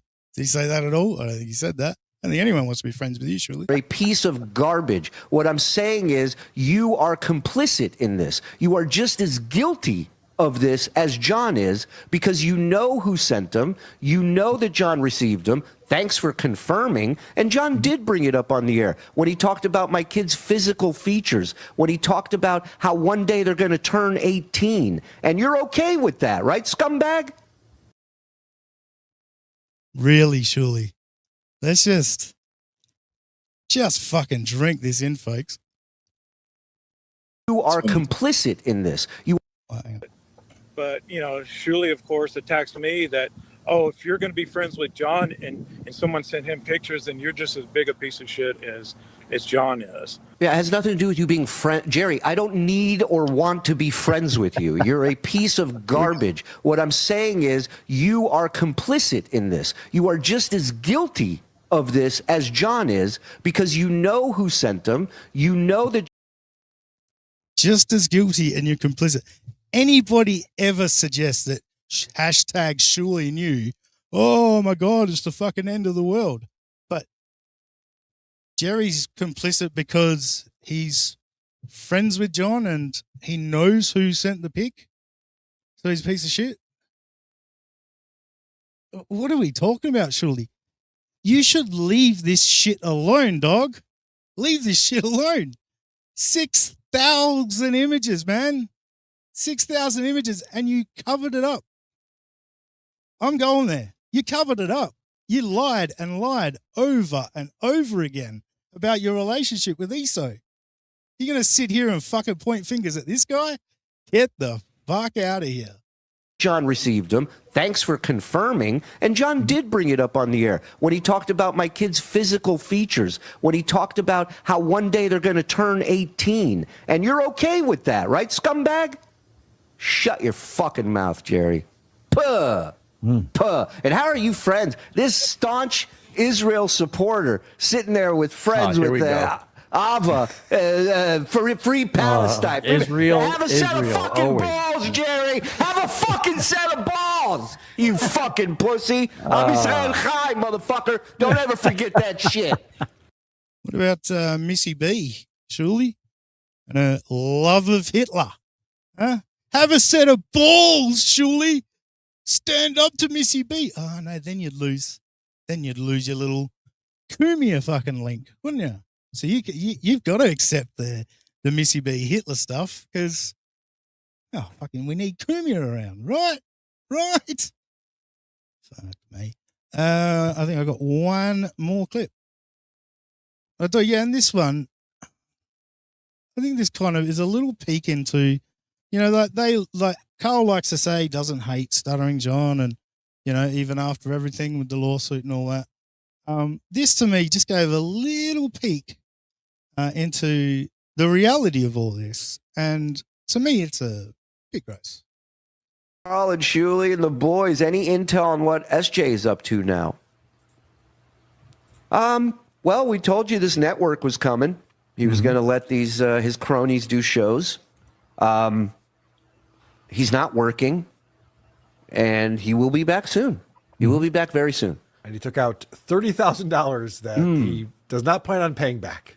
Yes. Yes. He will lose his house over this stupid HELOC. Toast the host became a member. Thank you, Toast. Appreciate If you. he does, by the way, Carl, that will be our greatest achievement. Dude, You hear that? They want to fucking bankrupt him so bad that he loses his house. Never personal. What? Never planned, never personal. Always funny. Remember that tagline, guys? You want to make the motherfucker lose his house with over a frivolous fucking lawsuit. I feel bad for his mom.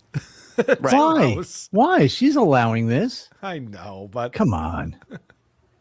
Yeah, he's right. I used to say you can hate Marcy all you want, but Howard's the final one to give a thumbs up. Mm-hmm. You know what I mean? Just because she's your... So fuck his mother too. Like, this is fucking gross, man. I thought this was supposed to be fun. I thought this was jokes and laughs. Let me tell you, Stuttering John's made me laugh a lot over the last few years. Is it intentional? Is he doing comedy? No. It's buffoonery that's hilarious. But got so much joy out of it over the last few years. And the turn over the last year or so, maybe 2 years, to this becoming really sinister, it's just it's fully turned me to Stuttering John's side. Like, I'm trying to help Stuttering John any way I can now because of these fucking idiots. Like, fucking remember we were talking about the Cumia thing with Carl, and Carl being a simp for Cumia and all that. And when Carl was defending Cumia about the Danny Brand thing, he was all worked up because Vice had played the Danny Brand video from inside Cumia's house, and Carl's like, "What about privacy? They're not allowed to play that on TV. Oh, like that isn't right. That isn't right." Meanwhile, you're selling privately recorded phone calls on pay-per-view. I mean, what about privacy, Carl? Like this, it just kept getting lower and lower. And at the end of the day, if you think Stuttering John is a piece of shit, great. That's not an excuse to be a piece of shit as well. Like, I think Aaron Imholt's a piece of shit. I'm not interested in ruining his life. He'll do that on his own. That's fine. You know what I mean? Do that on your own. These guys are mocking him about a $30,000 debt.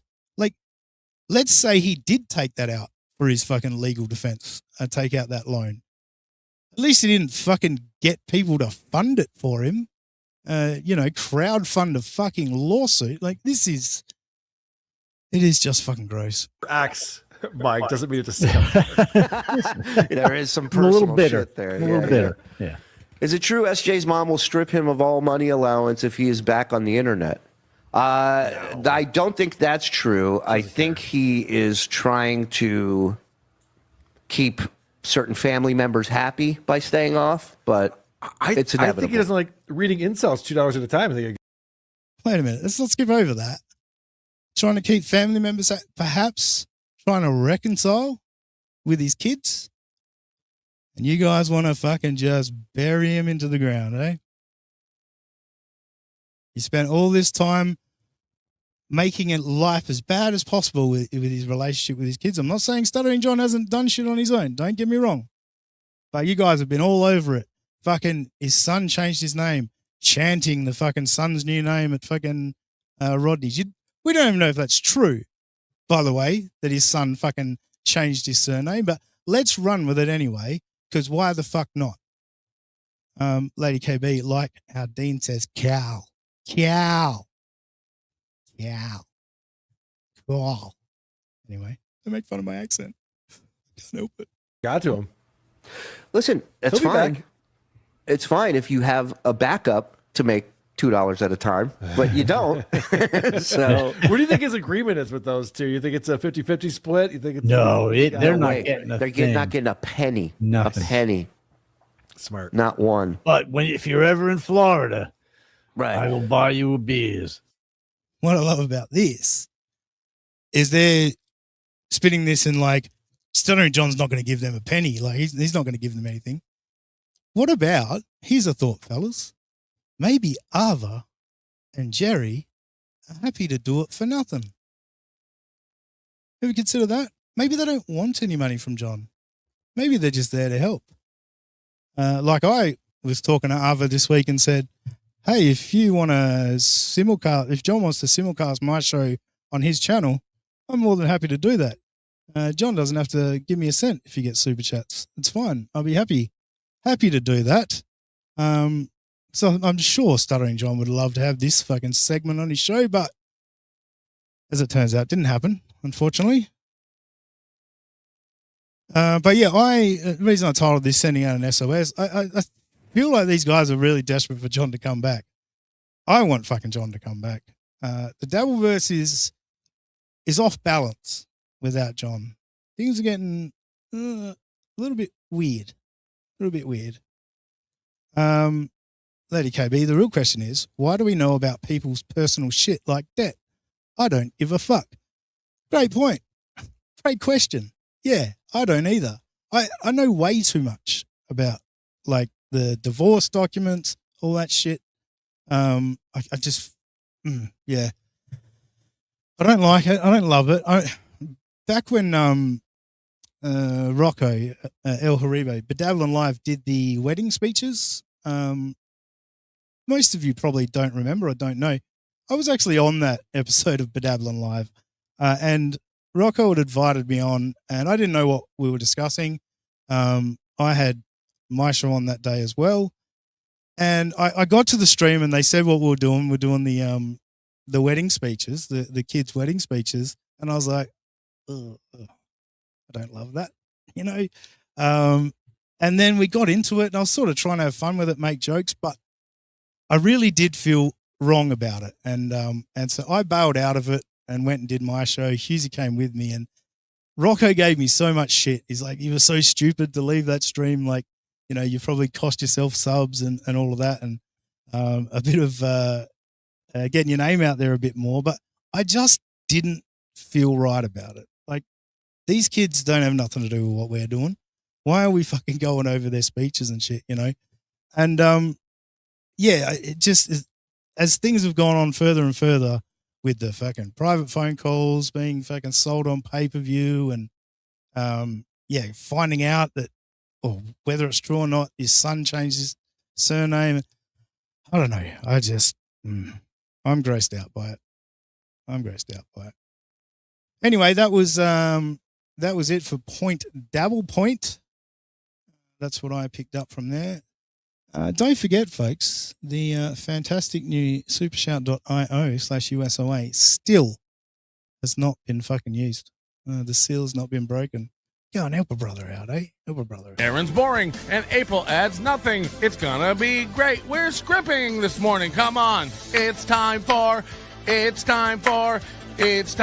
Movie and the Scrimp. It's time for Movie and the Scrimp. It's gonna be mediocre as fuck. It's time for Movie and the Scrimp.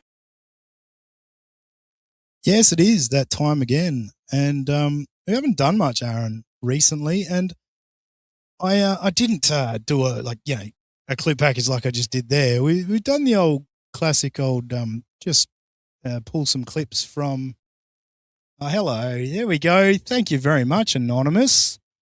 We have finally done it, folks. The new flimsy tip. I'm going to call it flimsy tip. Sounds fun. And let me just grab this clip first, and then I'll head on over to Super Shout. Thank you very much, Anonymous, for the $10. See if this works. Boom. Not sure which flimsy board this puts you on, but good on you, mate. Thank you very much. It's very kind of you. Thanks for the 10. So with Aaron, obviously he's not streaming to YouTube much anymore. He does, I think, the beginning of the show. I think he's gone back to doing the beginning of the show. The other day he accidentally went fucking 2.5 hours or something. So anyway, I clicked on that show. I forget which morning this was. But I've done the old first, well, I think in the end I've got like the first 10 minutes of the show, but we probably won't play all of the first clip. We'll see how we go. But this is how, I don't even remember which day this was. Does it matter with Aaron? Does it really matter? Good morning, boys and girls, and welcome to the Steel Toe Morning Show. Get that shit off my screen. He'll be here in a little bit. Welcome to the program. Lots to talk about today, per usual. One thing I always bring you, plenty of things to chew on, plenty of things to talk about. That's why we're so much better than everybody else. That's why we keep growing at a nice, consistent clip. Fuck, I forgot. I was actually going to crop this a little bit lower.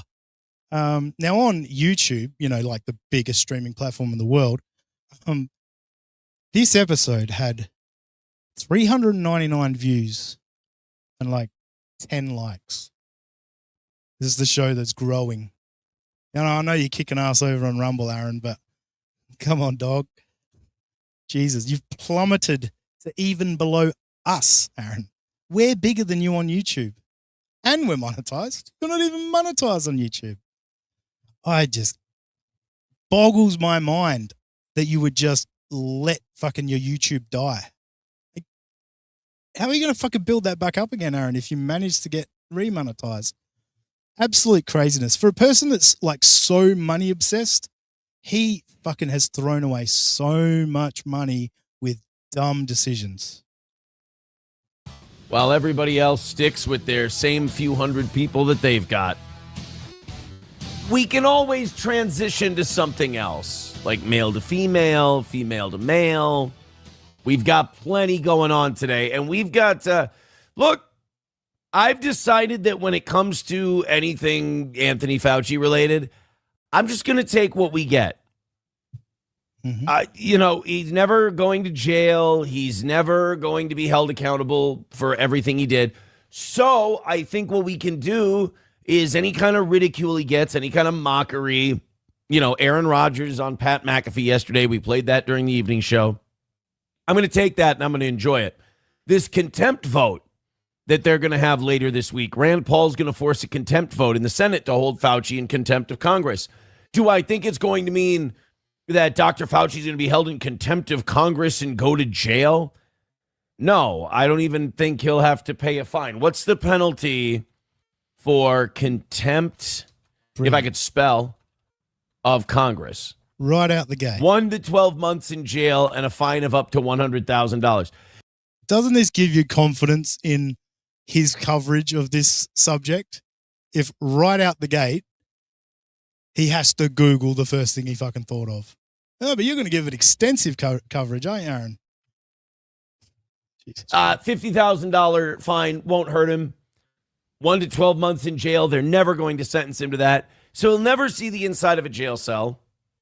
Unless he can't shut his fucking mouth on his YouTube stream. Hey, Aaron? Hey?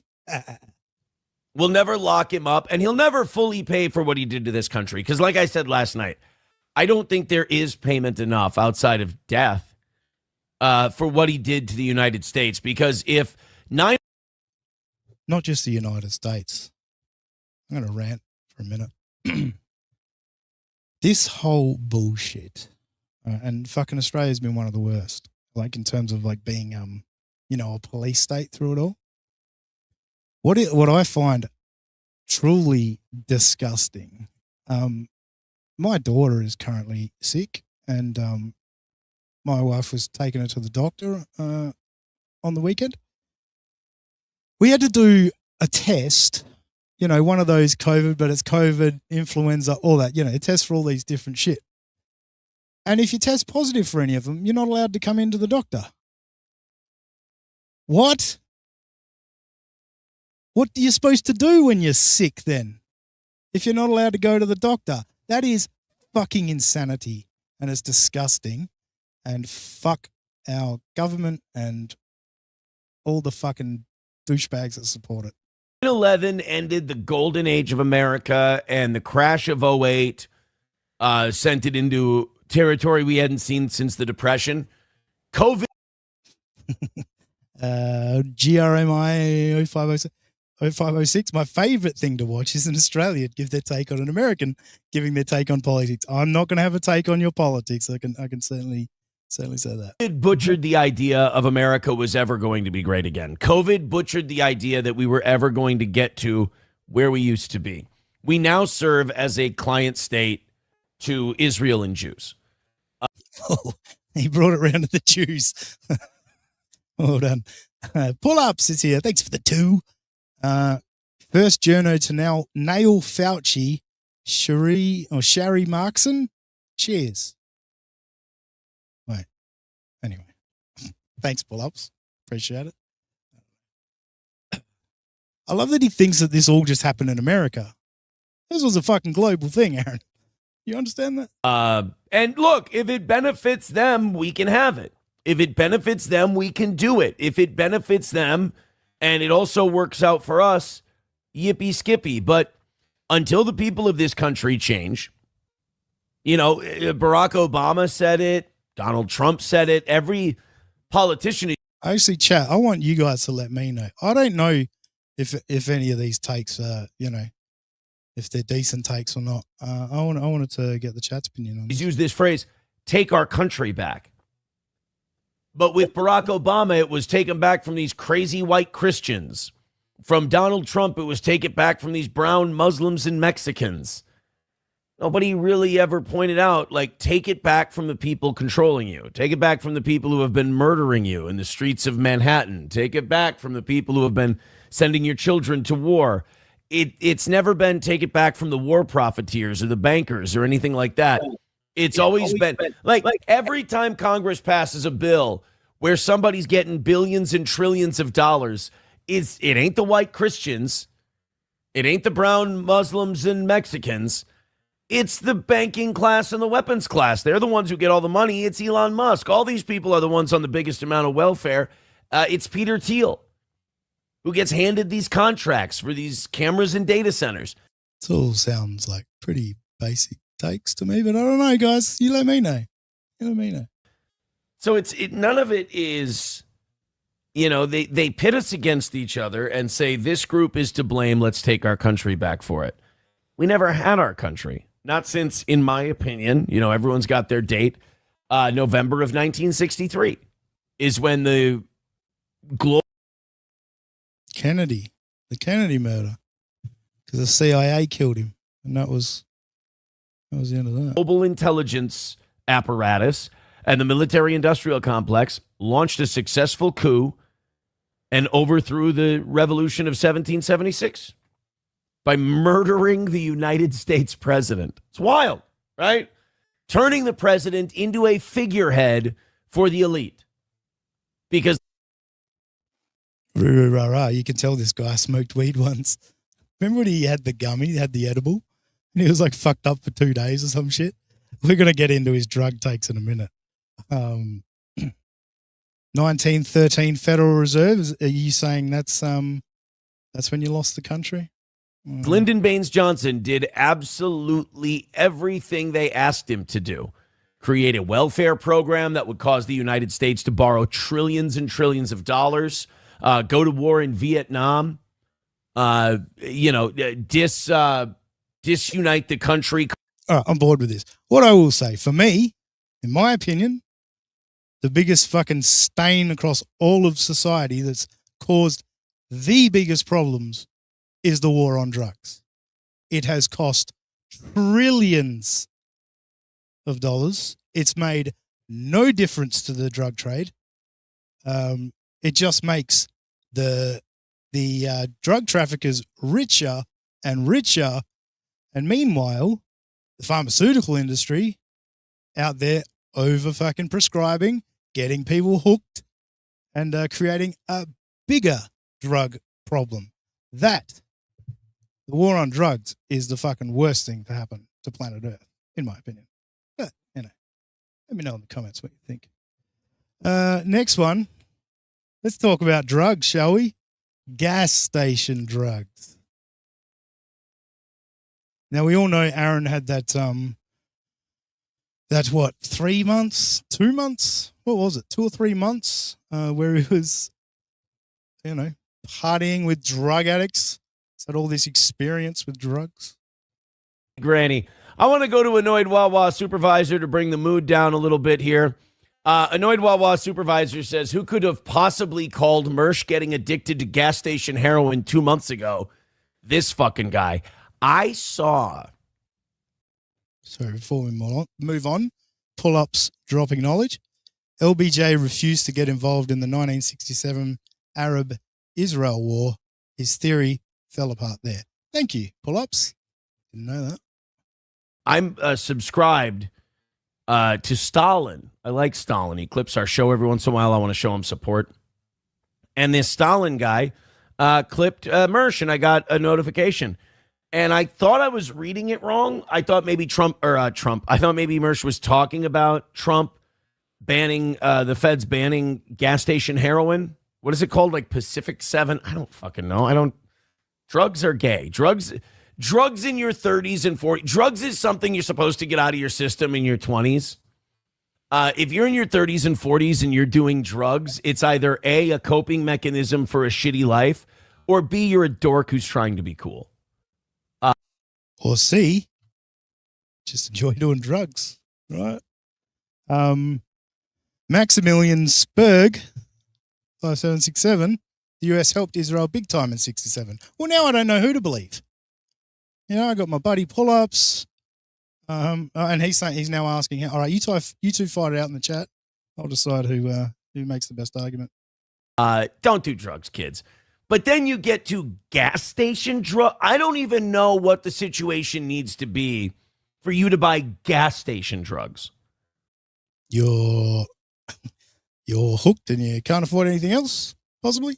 I mean, I'm ashamed enough buying gas station breakfast sandwiches and gas station burritos. That's embarrassing enough. That's as bad as down bad as I want to be in the gas station game is a gas station breakfast burrito. That's it. I will stand. Funny stuff. What's wrong with coping from a shitty life? How would you rather cope about your shitty life? By doing a bunch of drugs and, numbing the pain, whatever it is, getting an escape, or tell yourself you're winning every day and it was another perfect week while you get so freaked out by not getting any money, not getting the money coming in that you want. I think I'll take the drugs. Keanu's here. Kiki's here. Hey, push-ups. What's happening over here?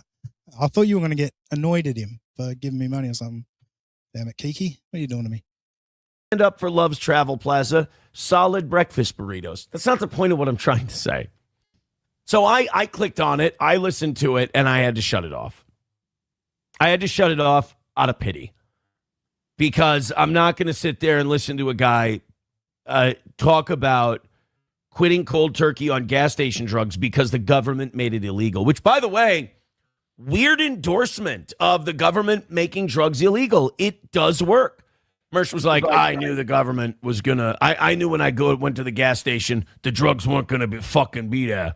And him saying because they made them illegal, he's not going to do them anymore. So I guess what? The prohibition works? What a fucking retard. First of all, Aaron, they made sending fucking nude sexual images illegal. Did that stop you? No, it didn't, did it? So, great deterrent. Sure, ban gas station drugs. Make them illegal. Make the other stuff more available. The legit stuff. You know what I mean? Let's stop with this bullshit. Stop with this fucking over-prescribing, getting people hooked so that then they're out in the streets buying drugs and then going to gas stations to get synthetic drugs. Just adding more laws, making more things illegal, it doesn't tend to fucking make things better. Gotta be honest. On drugs, we should extend it. But, he's talking about how he would do these gas station drugs. And admittedly, I don't know anything about these. Thank God. He would do these gas station drugs, and then when he was coming down from them, he would be sweating and fevery and feel like shit. I'm like, what are you getting out of this? What are you doing? Why are we going to the gas station buying drugs? I can't think of a better reason to fucking kill myself than going. Calm down, Aaron, with the K-cell stuff. He was supposedly really into Molly, right? That was what Nick Recader told us. He was into Molly. And he's asking why you would put yourself through. Because it's good when you're high, right? When more drugs come along, you don't think about the shitty day after that you had, where you're all fucking depressed because you've chewed through your endorphins, and now your body has got your brain's got to reset, and you are a depressed mess. The next time someone whips out some fucking shit for you to do, you don't think about that shitty day. You think about the wild, awesome time you had the night before. Maybe when you're crushing through those endorphins, That's why people go back, Aaron. Nobody thinks about the bad times. Glass is half full when you're doing drugs, As close to suicide as I ever want to be buying a gas station burrito. And I'm like, you shouldn't do this. This is disgusting. You're a piece of shit. You did this joke, Aaron. Fucking think of something else, eh? This is shit right now. Yes, I know. I'm aware. I'm making peace with the idea.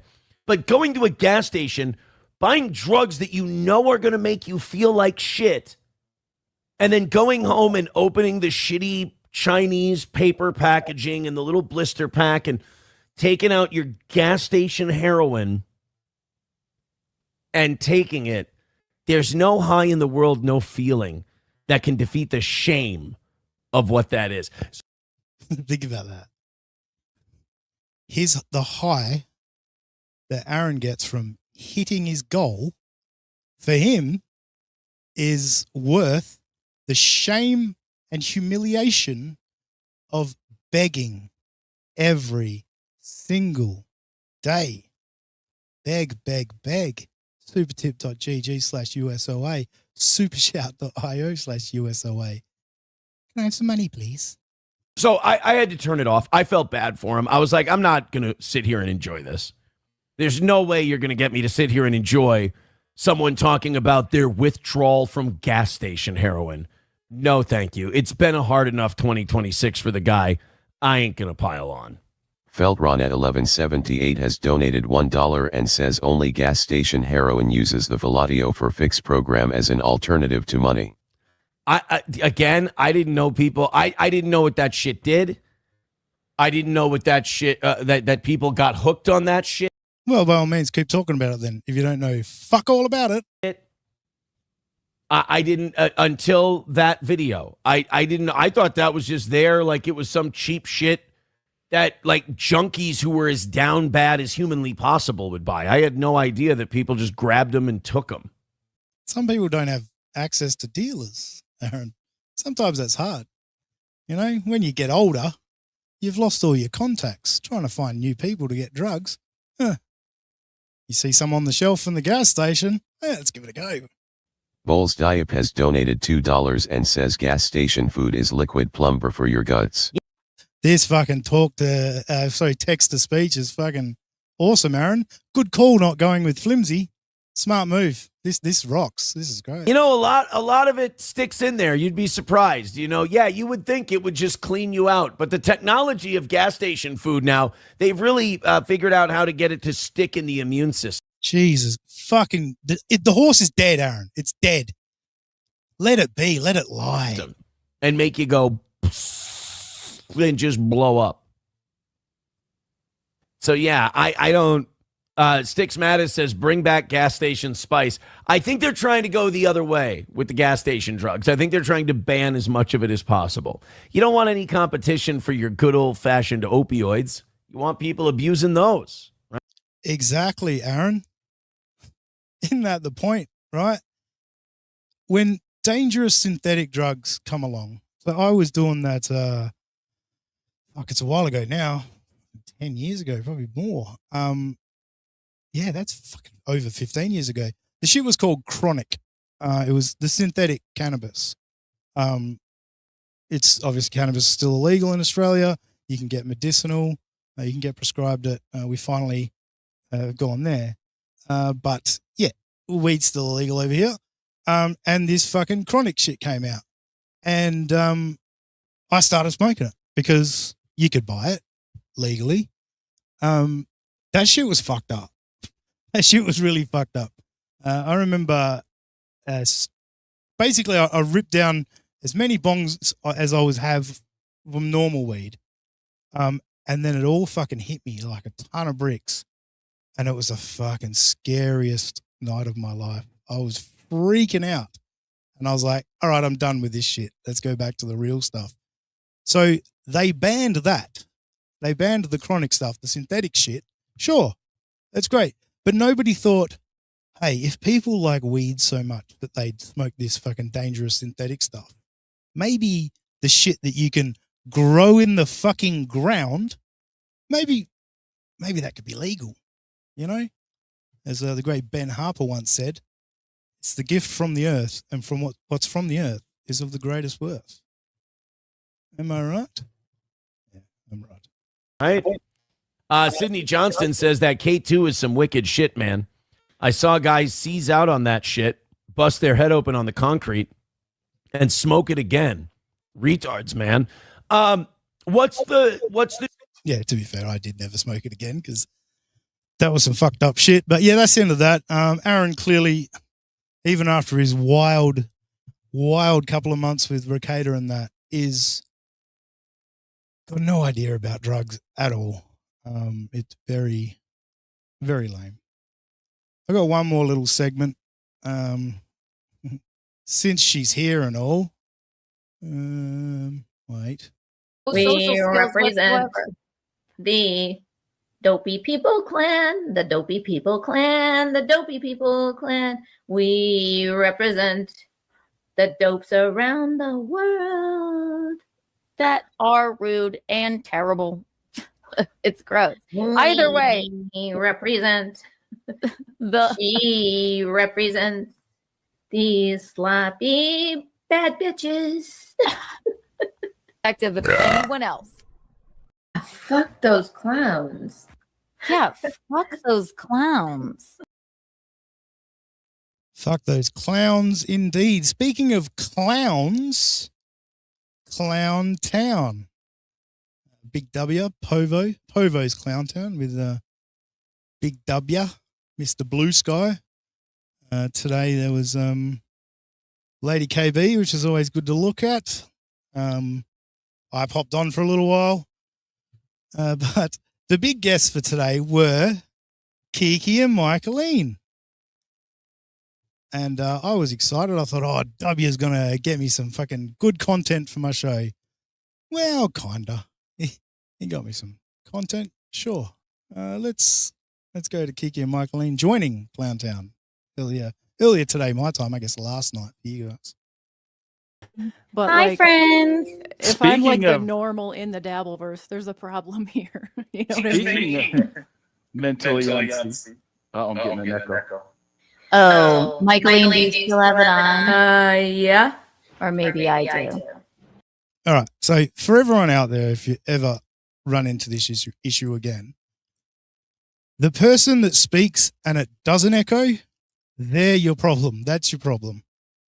Because they're feeding everyone else's back through their microphone. Could have echo cancellation turned on if you're not using headphones. But use headphones, folks. Can you hear me?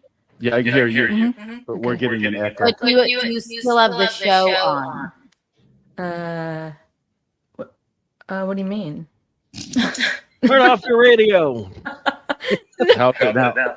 Oh, No, I'm just here. Is it me? It is me. it is. I'm leaving. Hang on. This is like She likes to blame me for everything. Uh-oh. You might have Because it's your fault, Michaeline. This is on you right now. to leave and come back too. Okay, should I go away? Yeah. Okay. I know like leaving studio and coming back is sometimes a solution for issues. All right. Not usually echo. How do I do that? Let's see. This is what's crazy. How many streams has Michaeline done with Kiki at this point? They do Untoward Tuesdays, of course, together, Kiki and Michaeline. How do you leave studio normally? Does fucking Kiki have to kick you out? I thought it was crazy she doesn't know how to leave. Is there a little X? Exit the browser. Exit the browser. Should I just hit escape? Yeah. Okay. And then just come back. Okay. Oh, here it says leave studio. Yeah, Okay, there let you me go. see what happens. That's the one. Yep. Click that one. What's I'm going still on? here. What happened? Oh, but it's straight. No, it's not. Okay. She's the only one that's not echoing. Does that mean it's her? Yes. Yes, W. She Me? I'm echoing? Yeah. I think so. Okay. Yeah, I think it's her. So, Okay. Michaeline, go out and come back in. Yeah. How do I do that, Keanu? So, press the red button at the bottom. The arrow? Yes. Are you echoing now? I don't hear Me? I don't think I'm echoing. I don't hear an echo now. Does anyone? No. Oh, now I do. You know why? Let me. Okay, so do you hear an echo with me? Mm-mm. Okay. Okay. So go out, Michaeline. I'll go with you and I'll walk you through it. Maybe she has never echo cancellation off or something. Wrong way, Kiki. You want it on. You want echo cancellation to be on. When you don't wear headphones, the sound coming out of your speakers gets picked up by your microphone. And that's why you get the echo. So either pop some headphones on or turn on your echo cancellation. Now, some people are saying this is a StreamYard thing. I could buy it. But let's just finish this. Yeah, I don't know. Go out and come back in, Michaeline. I'll go out with you. I don't. Where do I go out at? I'm confused. See as the to red what button down at the bottom? It's just an arrow. It's a red arrow. Is that it? Yeah, that's it. So Okay. go out. I'll come with you. All right. So they went out and came back. Oh, Keanu's explaining herself. It was on. We always have it on. Fair enough. Well, maybe it was StreamYard today. Maybe it was a StreamYard issue. How many times, Kiki, did you guys come back in? 4 or 5 times? And every time they'd be like, oh, this is this time it's working, and then the echo would start again. Nobody could figure it out. Here's Kiki again. We've never had an issue, but she's ordering some headphones as we speak. Great work. Even earbuds, it's fine. Like you don't need fucking big fucking cans on your ears. But headphones is the way to go for sure. You hear things better. It all just sounds better. But yeah, it was sabotage of Clowntown, I think. Kiki and Michaeline conspiring to bring down Clown Town. That's what I think was going on. I didn't pull all the clips of it. Just trust me on this. It went on for quite a while. An hour, maybe 45 minutes. I forget. But funny stuff, Keeks. It was funny stuff. I enjoyed it. All right. That is all of the clips I pulled for today's show. Now, we have something coming up. Kiki says it was our master plan, Madiah, but I know. I see what you guys are up to. You try and get all friendly with Big W and then worm your way in and destroy it from the inside. I've been following you guys long enough. I know what you're up to. Whoops. Pull-ups, the great pull-ups. Thanks for the 2. Keanu Thompson, criminal mastermind. I believe it. What was I going to say? Fuck. Oh, yes. I've officially set a date for Ladies' Night 2.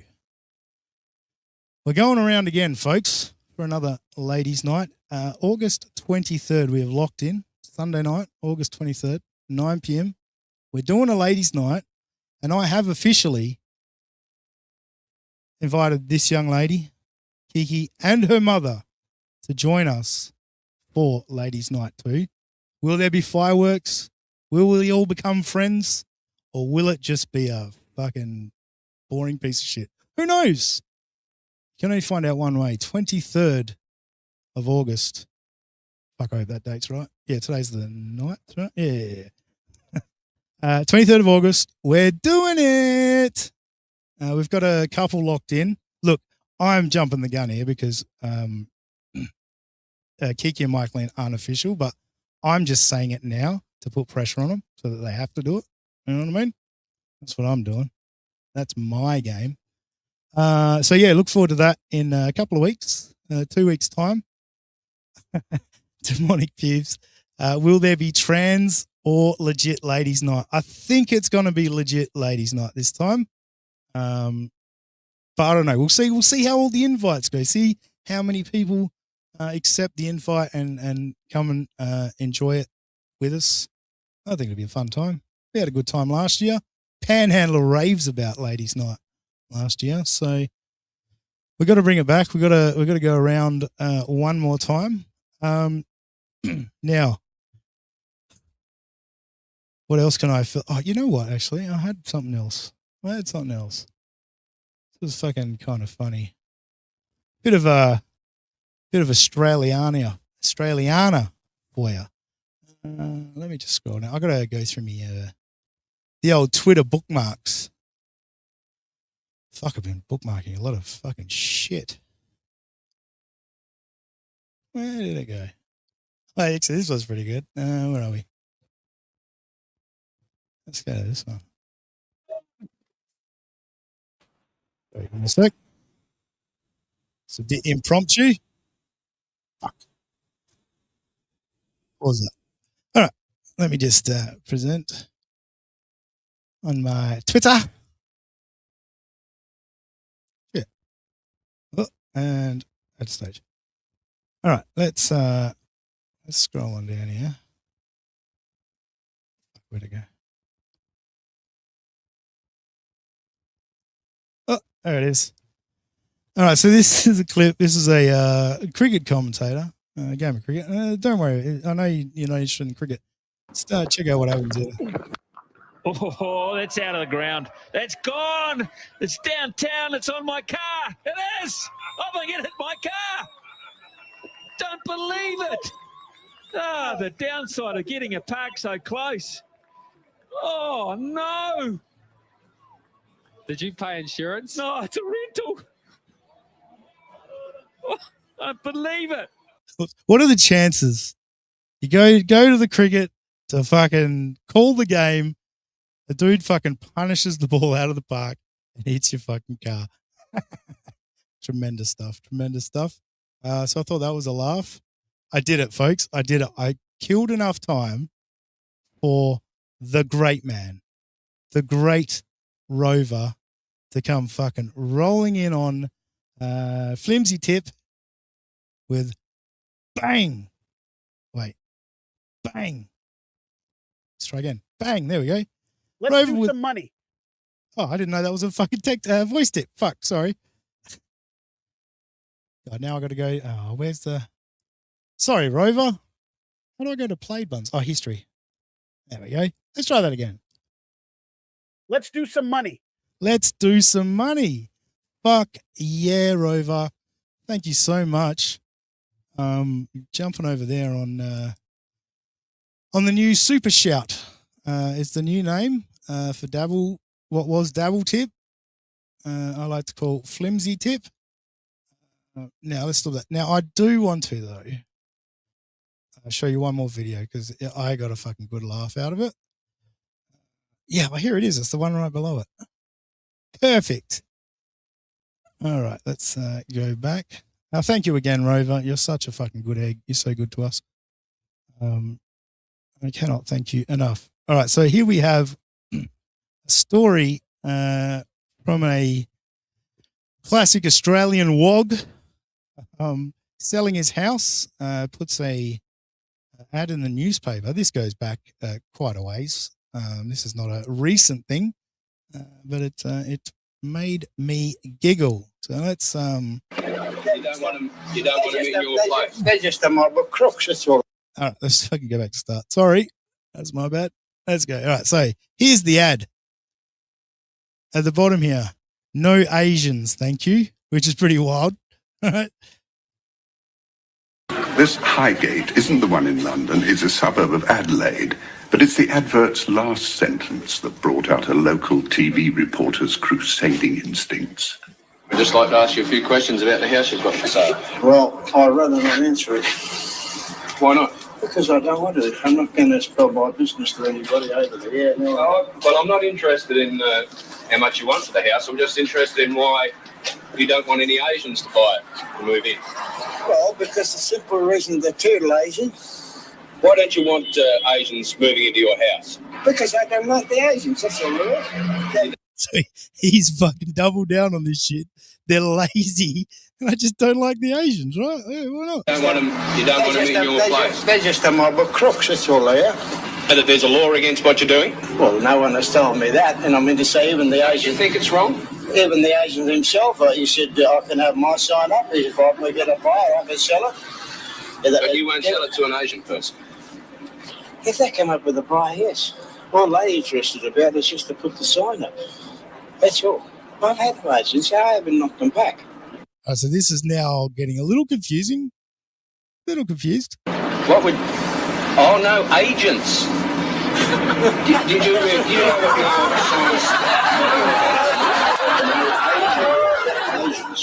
Asians, I'm sorry. Well, that's a bad expression. Is that what you say, no Asians? No. You say no agents? Agents, sorry.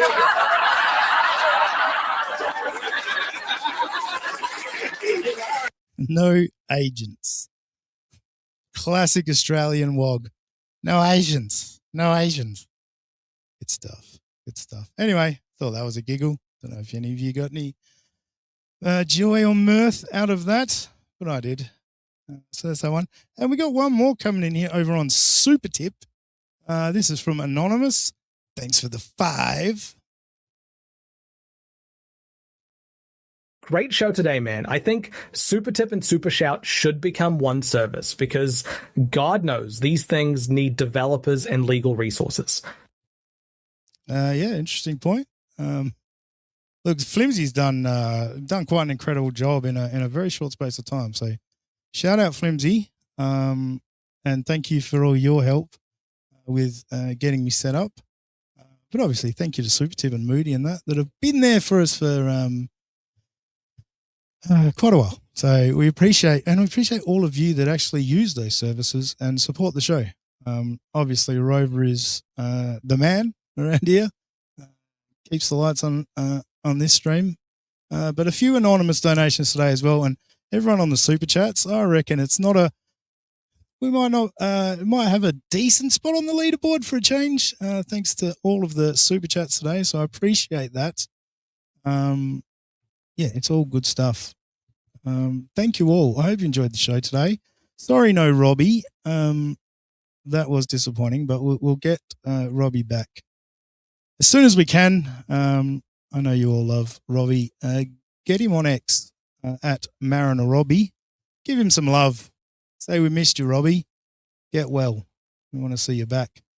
So yeah, hit him at Mariner Robbie on X. The show is Official USA Pod on X, and my X is at that sussy guy. Just imagine that Aussie guy. They put an S where the A should be. We'll catch you next time on United States of Australia.